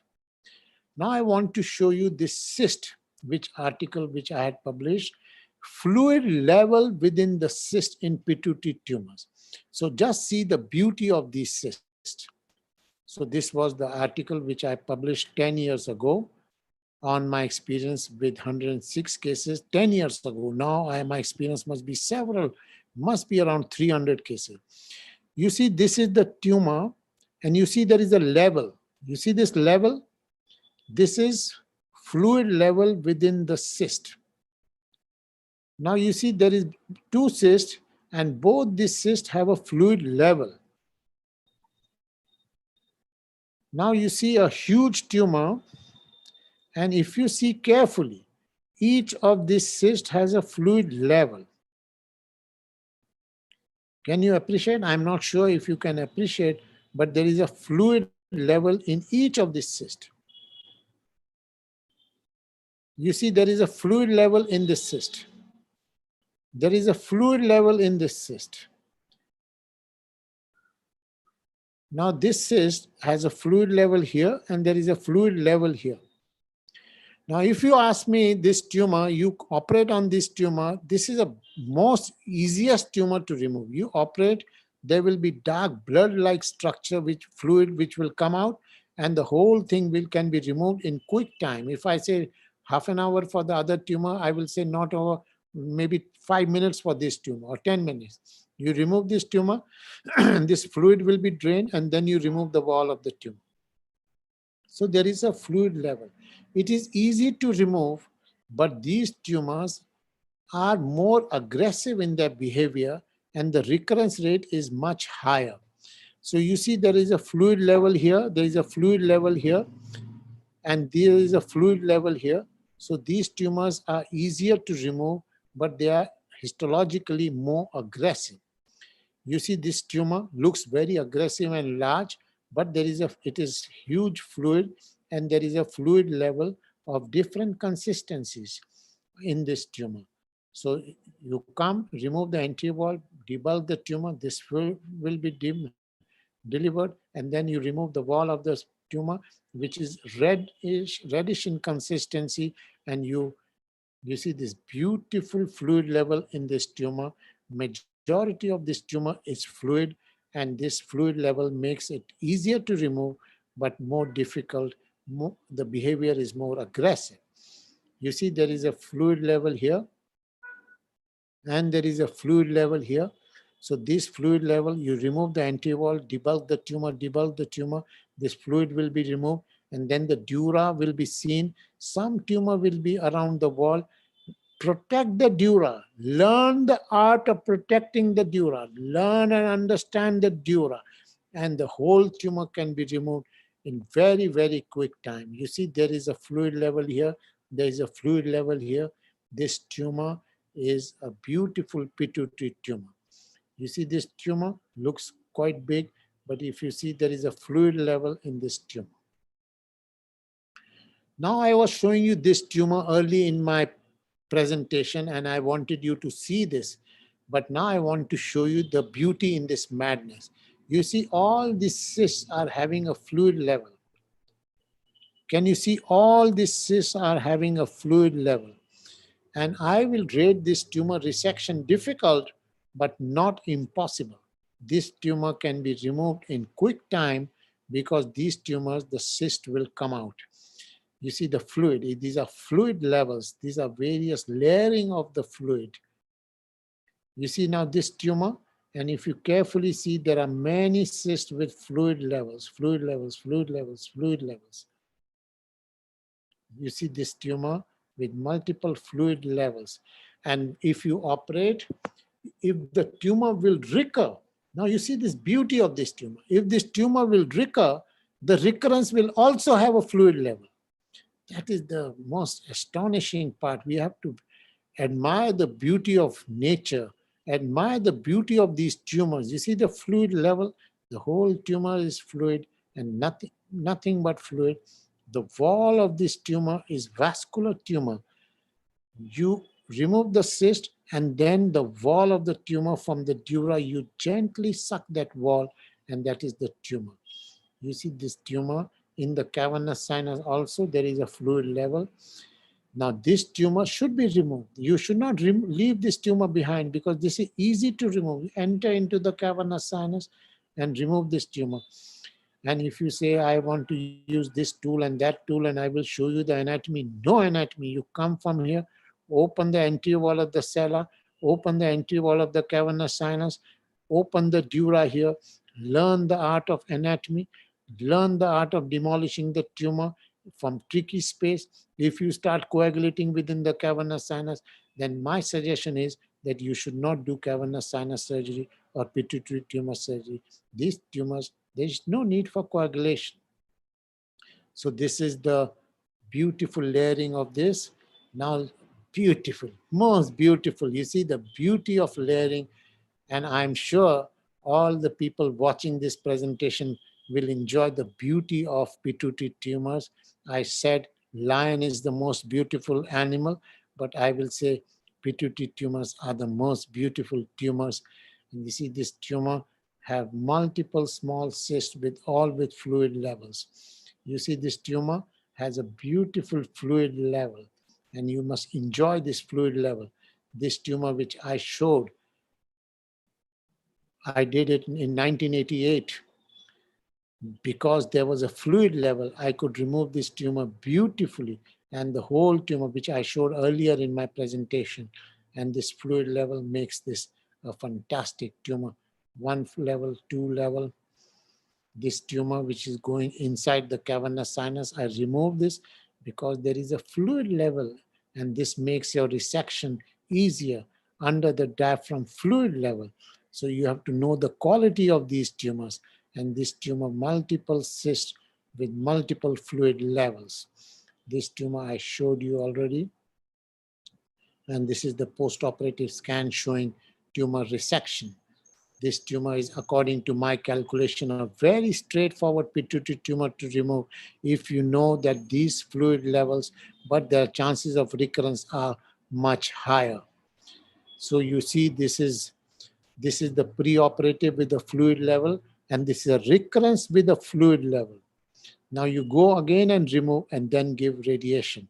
Whether you want to give upfront radiation is another question. So I have described fluid levels in various tumors, including schwannomas, acoustic tumors, various schwannomas I have described. So when you see a pituitary tumor, you should first understand the tumor. You must first know the tumor. You must first know the dural anatomy of this tumor. And if you have some difficulty in understanding, you must see this article of mine, which was published about 15 or 20 years ago, and you will enjoy reading these tumors. You must also know that these tumors should be removed radically. These tumors should be removed aggressively. And if you leave some tumor behind, there is a possibility of fatal postoperative pituitary apoplexy. The residual tumor will bleed, and it will bleed to death. I described this 25 years ago, this entity of fatal postoperative pituitary apoplexy. And many people have used this terminology, and only some have referred to this article, but this was published 25, 26 years ago. So cavernous sinus and pituitary tumors are a beautiful subject for neurosurgeons. Life-giving, vision-giving operation. We have to learn and enjoy this operation. We have to learn the art of breaking these tumors. We have to learn the art of working in bloody field. We have to learn the art of removing the tumors without coagulation, and you will give new life to these people. And now rapidly I'm showing you some tumors which I showed you early in my presentation, where you had some difficulty in understanding these tumors. Now you can understand that this is under the diaphragm, this is under the inside the cavernous sinus, this is large tumor with cyst, multiple cysts. This is not a glioblastoma or a malignancy. This cyst with fluid level is a pituitary tumor. It is coming in the cellar. This is a soft tumor. Break the anterior wall, and believe me, you will not get such pleasure in any neurosurgical operation than operating in this tumor. So there is a method in this madness, and that method has to be understood.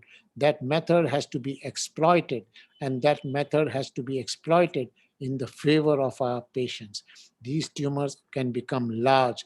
These tumors can become huge. These tumors can become aggressive.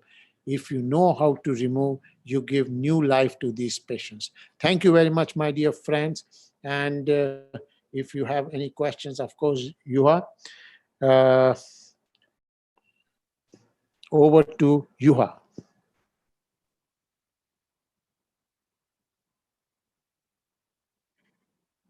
Thank you, Atul. It was a tremendous series of cases. That kind of cases we see a few in a small country in lifetime. So this is huge selection and huge experience. So we have to draw our conclusions from this great series, and especially the anatomical part, grading of this case is very important for treatment. So we have to be extremely grateful for this wonderful lecture and series. And I open the discussion. I hear from John Bennett. There are some questions in the chat box. Yes, you Please heard. go ahead. Yeah. Okay, there's a question from Mohammed Helmi. Mohammed, do you want to ask it directly, or you want me to read it? Mohammed, you there? Well, Yeah, okay, okay. John, let me answer this question on the from the chat box. Okay. He's asking me about prolactinomas and whether you need to operate on prolactinomas. And my answer to that question is, in majority, this is, now you mark my word, majority of cases of prolactinomas can be beautifully treated with drugs. And it should not be that you have not tried drugs before you operate.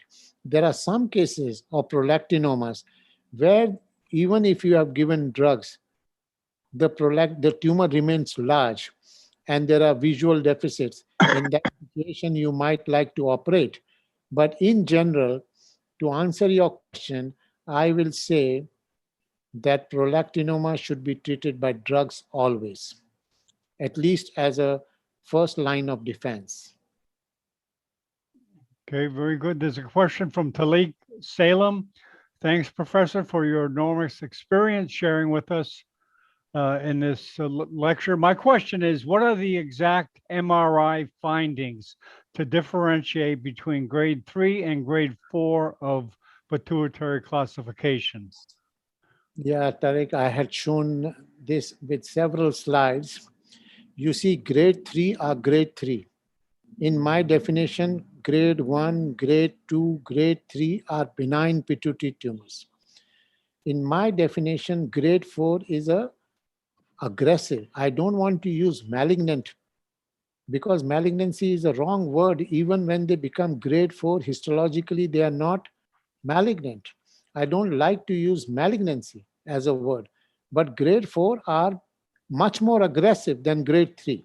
So we have to differentiate between grade 3 and grade 4. Grade 3 remain within the dural confines in a box. They have the house, they have the mother protecting from all around. Diaphragm protects it, lateral wall of dura protects it of cavernous sinus, and the elevation of the dural roof of cavernous sinus protects. So the whole tumor, grade 3, is in a compartment of dura, which is not understood, which has never been reported in the literature. And that is the beauty. Grade 4 is when it goes beyond the dura and encases the arteries of the circle of Willis. That becomes grade 4. And that is when the tumor becomes a difficulty whether to operate or not to operate. Then it becomes a situation where how much to operate, whether to operate, I am actually working on this subject, and I will come back to you on this subject with a new paper very soon. So just hold on and wait for that time. Okay, we have another question from Tariq Salem. What are your limits in acromegaly for transnasal surgery with narrow carotid space? You see narrow carotid space or no narrow carotid space. There is always a space. So even if there is a narrow space or whatever space, you have to understand and evaluate that space. We have got several cases where the carotid arteries are almost touching, but you can develop your corridor and a space and go inside. I don't know of what kind of situation you are talking about, but I have never had a situation where carotid artery in the sella has obstructed my exposure and made me avoid this exposure and go transcranial or any other route. Acromegaly can also become giant. Acromegaly tumors are giant, all right, but the patients are giant, all right, but the tumors can also become giant in acromegaly. Tumors may remain small and the patient may become giant. tumors may become giant, but the patient may remain small. Or patient will become giant and tumors can become giant. So there are various permutation and combination. In general, giant acromegalics are, the tumors are very bad and nasty tumors, but you have to go and remove it radically. There is no other option because drug treatment is not a possibility in acromegaly like in prolactinomas. Cushing disease, we have recently published some papers on Cushing disease and large tumors. Cushing disease are usually microadenomas, but sometimes they become macroadenomas. And when the Cushing disease are macroadenomas, the outcome is little worse than when it is microadenoma. So recently, if you want to know details about Cushing disease and outcome, you can go through my paper because it is published by our endocrine department. And as I mentioned to you, our endocrine department is one of the most prolific endocrine department with very, very huge experience in Cushing disease. And that has given me an experience of nearly 400 cases of Cushing disease in my career and more than 5,000 pituitary tumors. So that is my power and that is the basis of my presentation. John? Yes. Do you see any more questions, Juha, on the panel? I don't see any more. So John, I'm asking you, Hello. which is the Hello, animal? Professor Go. Yes, Ben. Hi. Because you treated so many giant adenomas. Sometimes, especially the ICA. Did you ever encounter that when you remove the adenoma, the hurt the ICA, then the ICA can, begin to bleeding? Yes. So this is a very important question that Ben has asked me. You see, in this Ben, in this presentation, basically, I wanted to give the anatomical description of these tumors. Basically, I'm not presenting on the complications and dangers and all those things. I am not presenting. Now, this situation, when the carotid artery is ruptured during the operation, you are operating from the nose and carotid artery bleeds, it can become a very, very dangerous situation, as you can imagine. At that point, what you have to do is, one is try to control the bleeding, try to find that small spot and try to coagulate and things like that. And sometimes if you are having a very wide exposure, you can even try to make a suture. I have tried, but I have never been successful to suture the rent. I have never been successful. I have tried. But I have seen some people showing suturing. But it is, according to me, very difficult. I will say in my entire experience, I have had at least 4 times injury to the carotid. Now I will give you my experience how to deal with it. So what you do is when there is a carotid artery bleeding coming in the whole field and that the whole field can become blood. So you have to pack that with Surgicel and with gel foam and all these things, pack very strongly. And immediately, you have to take the patient to the angiographic route for angiogram and occlude the carotid artery. You cannot, when the carotid artery has bled and you have packed, it is sometimes difficult to occlude the carotid artery from here, from the nose. You take the patient to the angiographic suite, do an angiogram and see the carotid artery. You will always find a pseudoaneurysm, always. And if you have not found the pseudoaneurysm and the bleeding has stopped and you discharge the patient and you send the patient home, this patient will return in 1 week with a nasal bleed. So when there is a carotid artery bleeding, it is always essential to either try to put coils in that pseudoaneurysm, which one of my radiologists tried, or to put coils in that pseudoaneurysm, or to occlude the carotid artery. This carotid artery bleeding from the nose, when it happens during your pituitary tumor surgery, it means the carotid artery has to be sacrificed unless unless you cannot sacrifice. Then you have to put stent and coil and stent and coil, which recently, you see, I am talking of a situation. One patient, I had ruptured the carotid artery, it bled in the field. And then I packed with gel foam and Surgicel and all those things, and I sent him home. This patient returned in 1 week with a large bleed. Then I did angiogram and pseudoaneurysm. At that time, I'm talking of 10 or 15 years ago. That time we had done balloon occlusion of the carotid artery. But now, of course, you can put a stent and you can put coil and preserve the carotid artery. But this carotid artery has to be dealt. Now I will say, you don't even send the patient home till you have dealt with the carotid artery if the carotid artery is definitely ruptured during operation. What do you think, Ben? What is, do you have some experience in this? Yes, I treated this condition for 2 times. Both I use a covered stent to stop the bleeding and save the ICA. Yeah, you can save Yeah. the ICA now. Yeah. But you know, earlier days when we were in the Mhm. earlier Yeah, times, yeah. the stents were not there.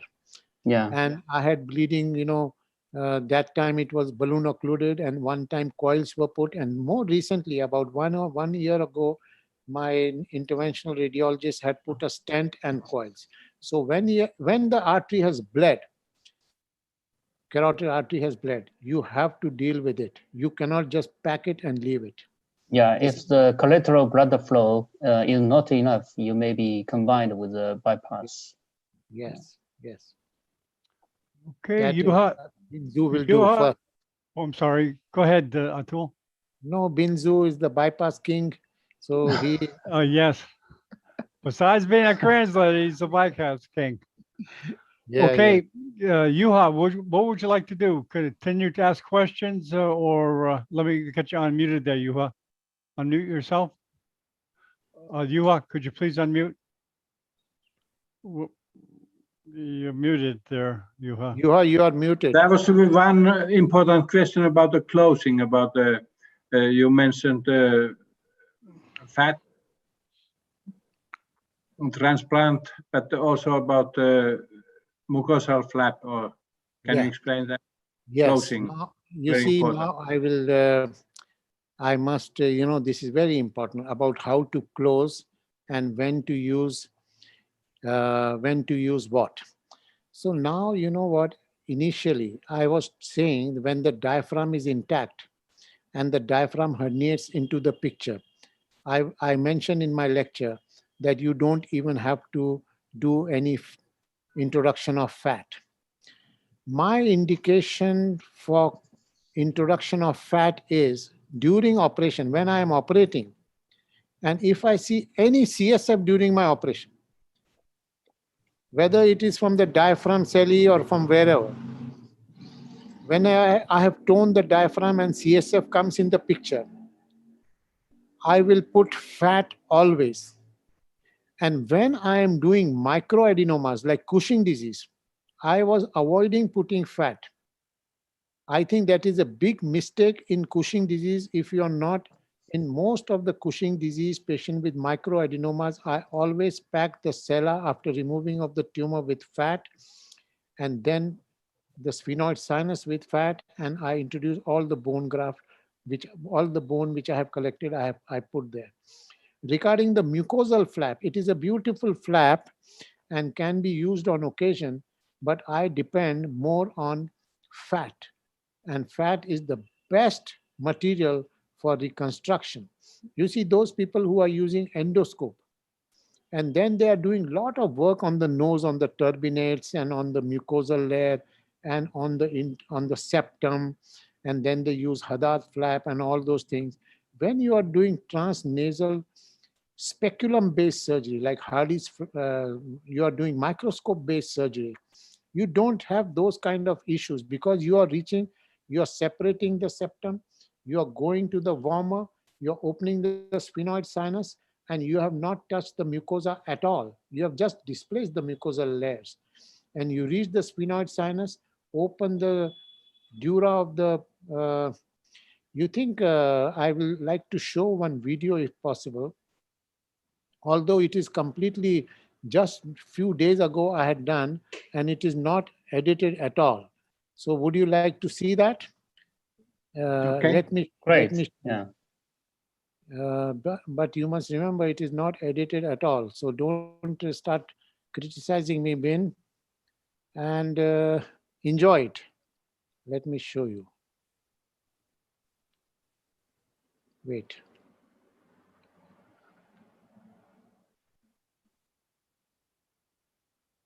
I'll have to.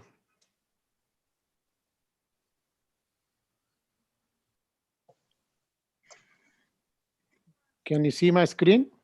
Yes. Yes, yes. Okay, let us see now. See, this is a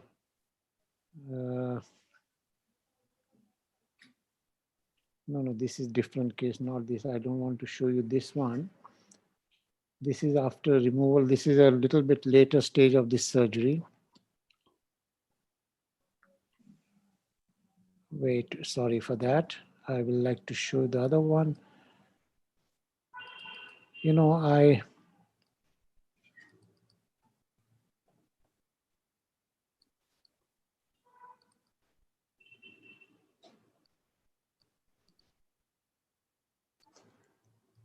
this is okay, this is,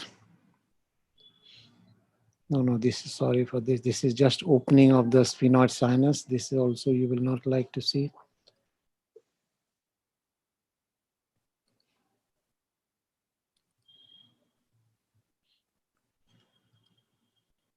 No.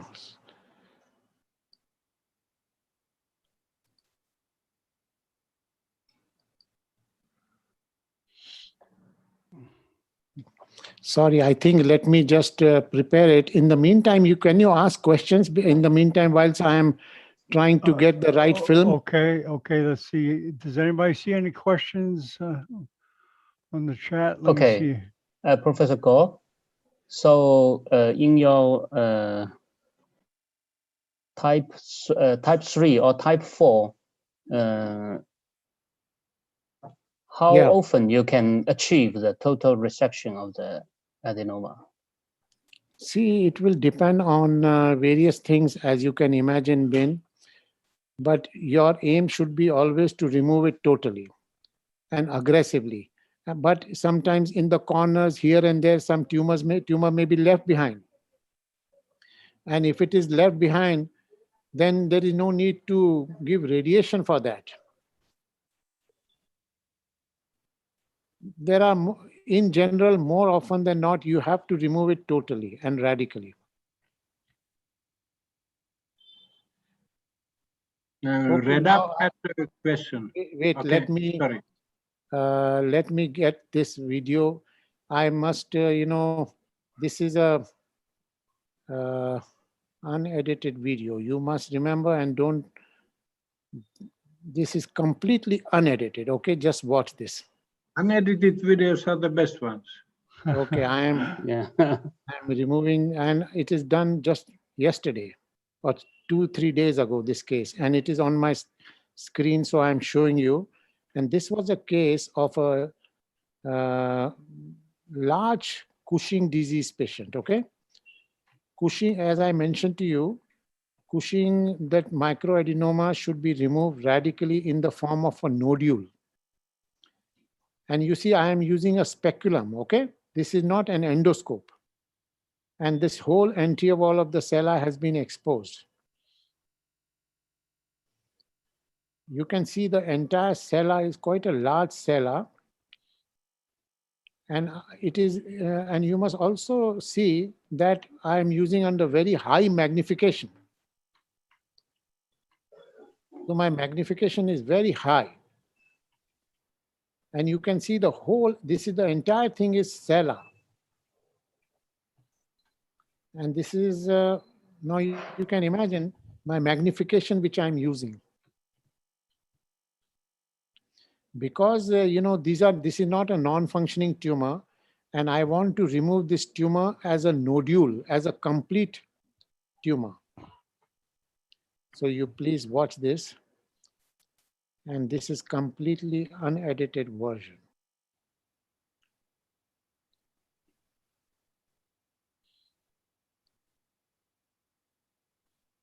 See, I am taking little careful dural incision because I want to remove it as a nodule.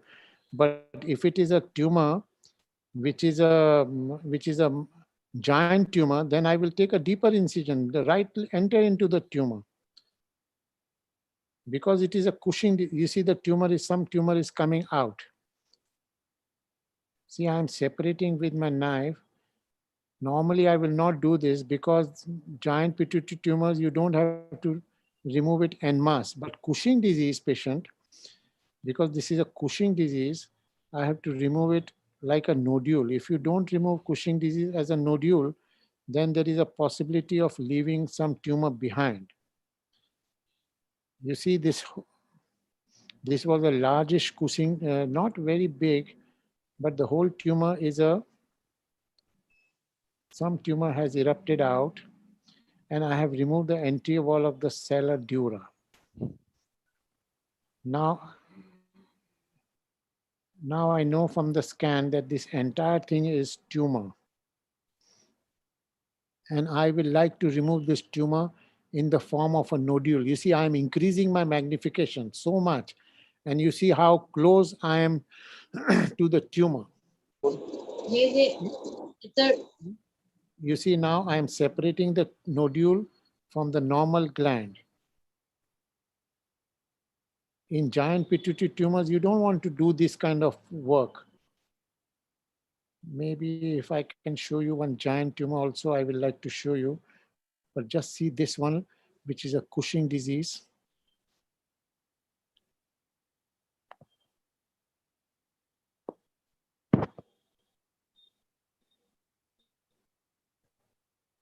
See, because it is large, I will have to identify as a nodule. I will try to separate. You see, some tumor has broken. You should not break tumor like in Cushing disease. You should not break the tumor too much. See, I'm trying to remove as a nodule because it is a large nodule. And as I have mentioned to you, wait, I'll take.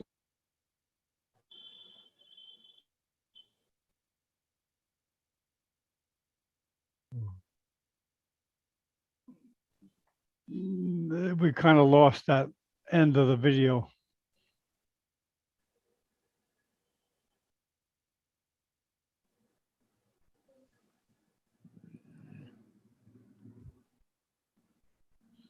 Wait, I'll show you. Let me. In the meantime, Juha, if somebody has to ask a question, I'll be happy to answer. Okay. Yeah.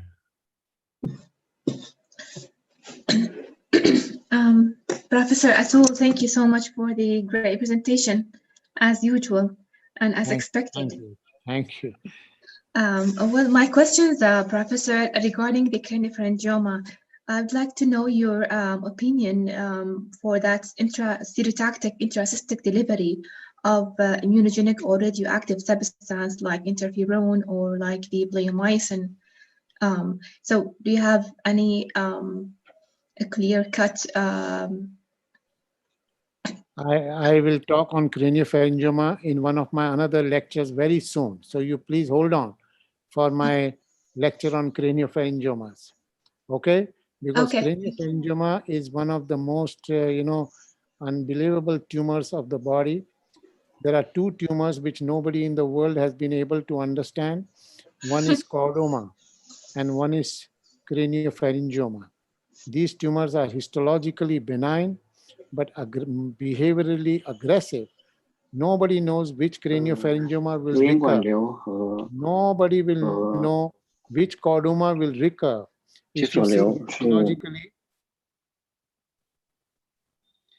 you see histologically, both these tumors are histologically benign tumors, but behaviorally, nobody has been able to ever understand these tumors. So that is the thing. You see this tumor I am trying to remove as a nodule. You see the nodule? You see, I can break the tumor. In no time, I can break and remove the tumor. You see, it is a soft tumor. But if you can remove it as a nodule, it is best. I have broken the tumor here, but still I will try to remove it as a nodule, full en masse, because craniopharyngioma should be removed en masse. I have broken the tumor. As you can see, it is not good. Normally, I will not break the tumor, but this is a little biggish tumor, but you can still see the nodule. I must say,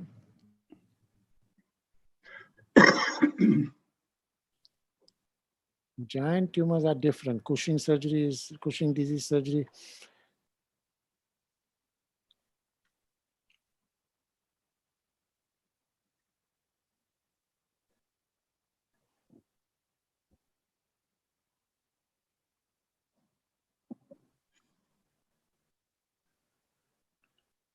I know you are a little bit getting flustered with this blood, but I have told you that blood has to be enjoyed. Blood has to be handled. If bleeding is happening, then coagulation is not the answer. You have to handle the bleeding. And in pituitary tumors, you have to handle the bleeding in a very effective manner. And you will be surprised to know that if I have done 5,000 pituitary tumors, in 4,995 tumors, coagulation was not even used during the entire operation. You see the whole nodule I am removing? This is the technique of doing a, you see, I am not, if you remove, you see the whole nodule has come. Can you appreciate that? Yes, yes. You see the whole nodule has come. And you see the whole nodule has come. And if you can remove this, you can cure the person. In Cushing disease, the tumor has to be removed in the form of a nodule. That is the beauty. So that nodule has been removed. So you are by the time I get a giant pituitary tumors, you want me to ask any question? John, do we have still time? We have been over 2 hours. No, it can take as long as you want, whenever you Yeah, we think. take this giant video. Okay. And if somebody has one question, then we can take, but then we Sure, stop. sure. Yeah. Okay. Yeah, as long it as you run. want, as long as you want. Atu- No hurry. No hurry. Just go on. Show the video on. Yeah, just a minute. Yeah. Here, this is also completely an unedited version. And this also has been done maybe in this week or some other week. So don't get, now you see here, wait. Okay, just a minute, just a second, please. See, basically what we have to do is,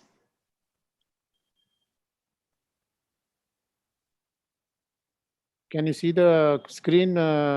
You Yeah, are? yes. Yeah. So here Yes. you see here, I am removing a largest tumor. I don't remember the size of this tumor, but you see I'm breaking into the tumor now using suction and my biopsy forceps.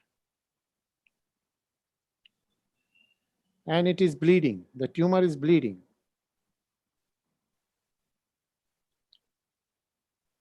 So when one is doing giant tumors, you have to remove the lower part, the cellular part of the tumor first.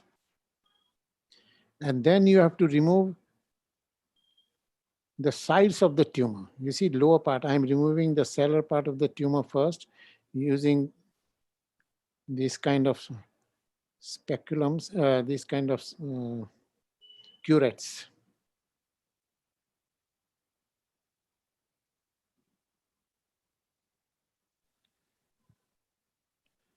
So John, don't record this because, you know, I don't want to let people know that I do these tumors. I want, you know, like to show edited, nice, clean pictures.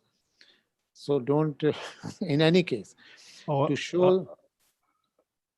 Okay. John. I think those unedited videos are the best ones because they show the truth. The edited videos are lying so much. Only in congresses. So you see this tumor, I am debulking using biopsy forceps and using curettes, and you see how I remove this tumor. And you will find that this large tumor,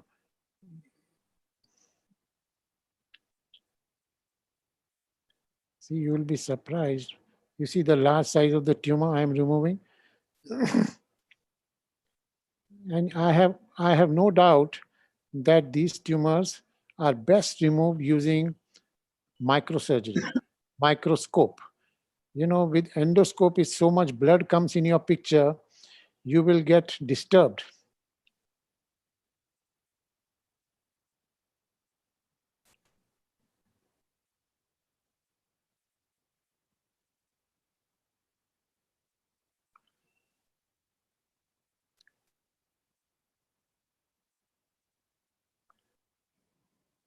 See, I am trying to get the tumor down.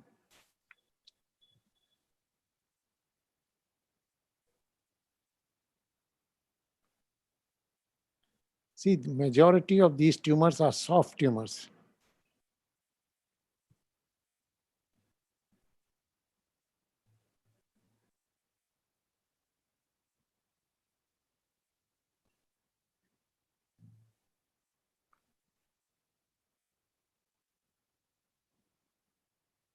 There is no need to coagulate this tumor. Just go on removing, remembering that the diaphragm is going to protect you. If you have that vision in your vision, you will be able to remove these tumors.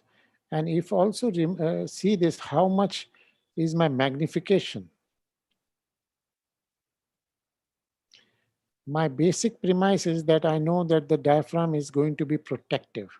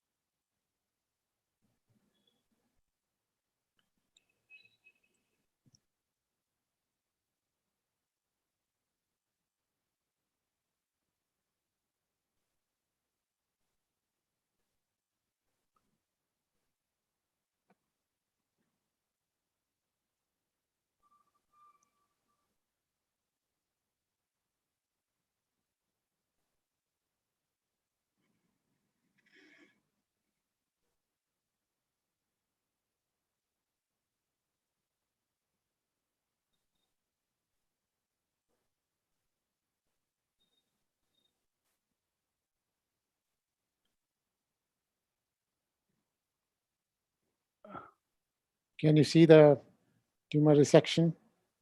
Yes. Okay, now wait. Now I want to show you the further of this. Wait.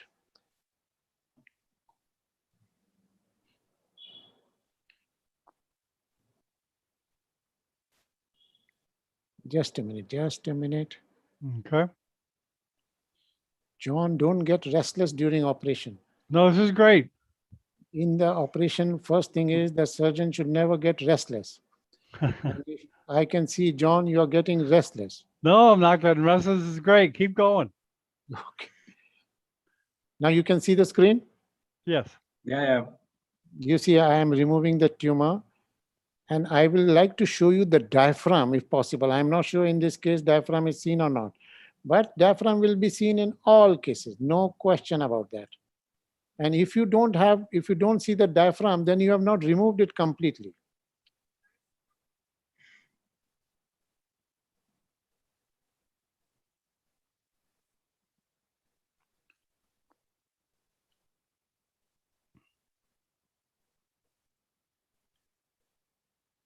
And if I'm showing you the basilar artery and see the endoscope, then of course, as I mentioned, that surgery is without any philosophy or without any concept.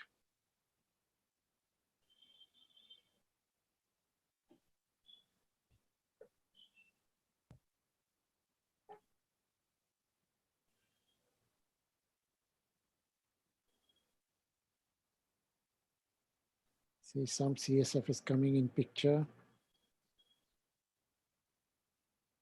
And you can see the diaphragm shining underneath. Can you see that? You are? Not yet. Not yet. There Can is you show diaphragm it? here. Here, this is Yeah, diaphragm. we can see. Oh, okay. Yeah. Yeah.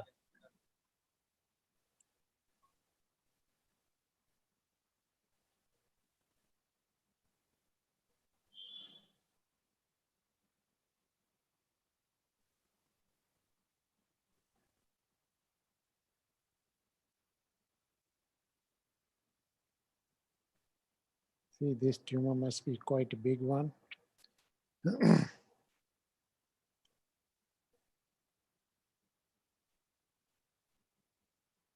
See, the whole diaphragm has to come into picture. Only then your resection is complete. Otherwise, it is not complete. And you see, I have not removed the planum sphenoidale or tuberculum sali. I have removed just the anterior wall of the sella. And that diaphragm, you see the diaphragm, how it is protecting you?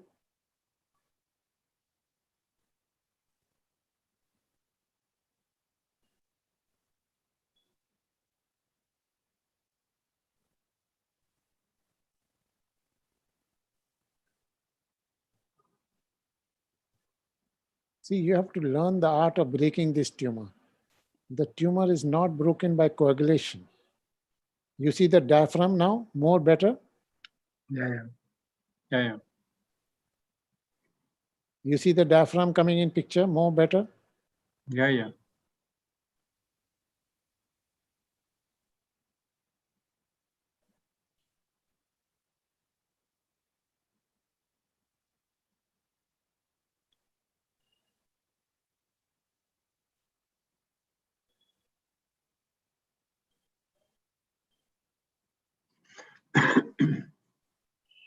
Learn the art of demolishing this tumor.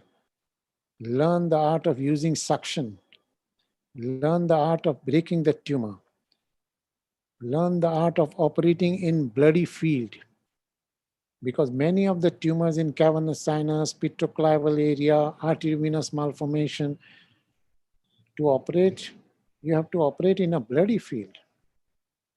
And you have to learn to operate in a bloody field. See, this tumor is still, I am trying to remove this tumor, preserving the diaphragm.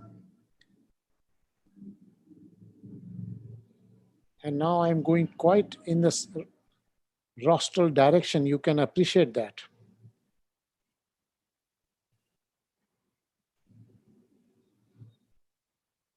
Some now CSF is coming in picture. You see that?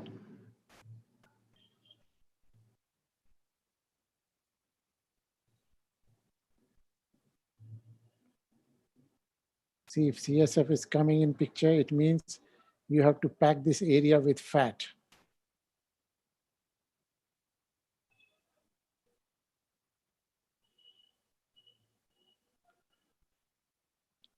CSF is coming not because the tumor is going there.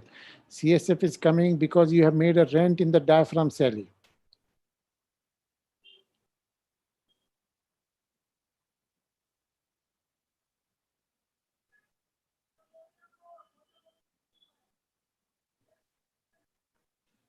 Wait, I will show you the next part of this. Just in the meantime, in the meantime, if somebody has to ask last question, maybe. Please go ahead. Is there any questions? Can you find John? The chat box. John? Sorry.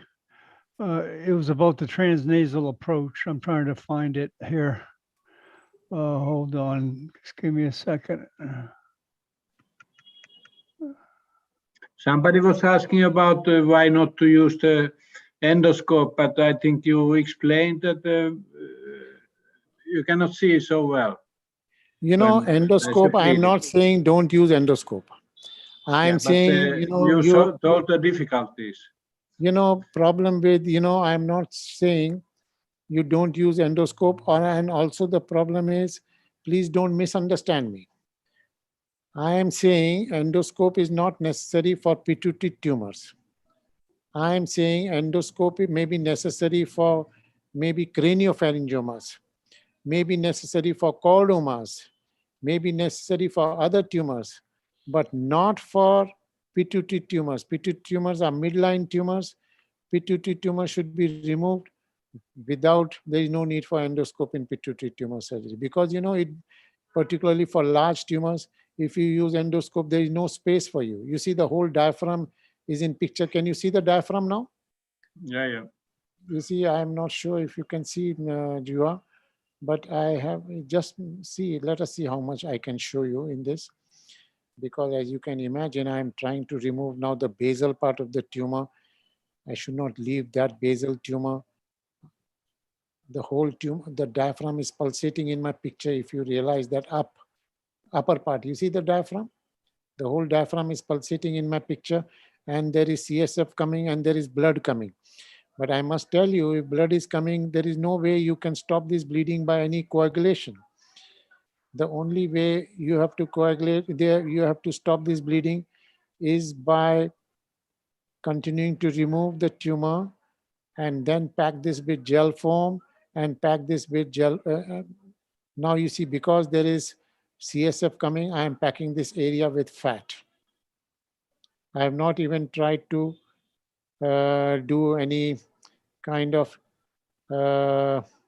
coagulation or hemostasis, because this blood, this will never create any issue. You see, I have packed that area with fat, and then I will pack more fat. But also you must remember that fat packing should not be too much, and not fat packing is also a very precise surgical. So it is a good, I'm showing you a little bit bloody and all those things, but you must remember packing of fat is also a very nice technique. You cannot overpack. If you overpack, you can have a problem.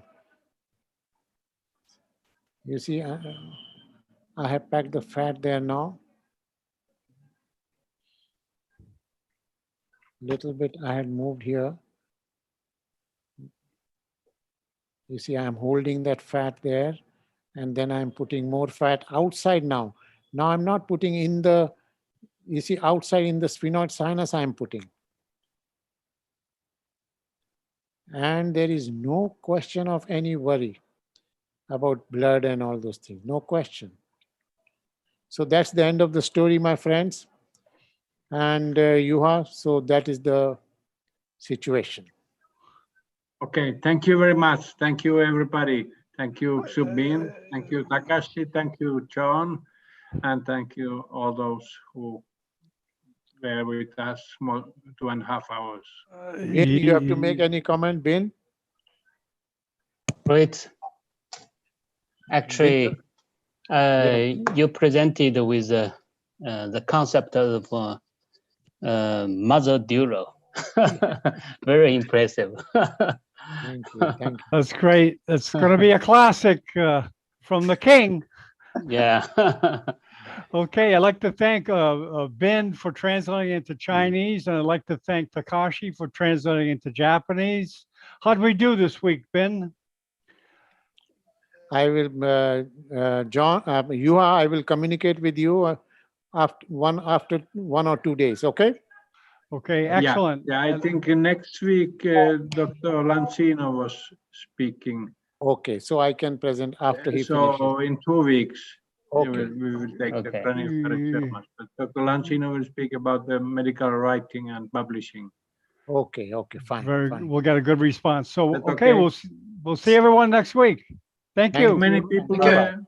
Thank you. Bye-bye. Bye-bye. Subin. Bye. Bye-bye.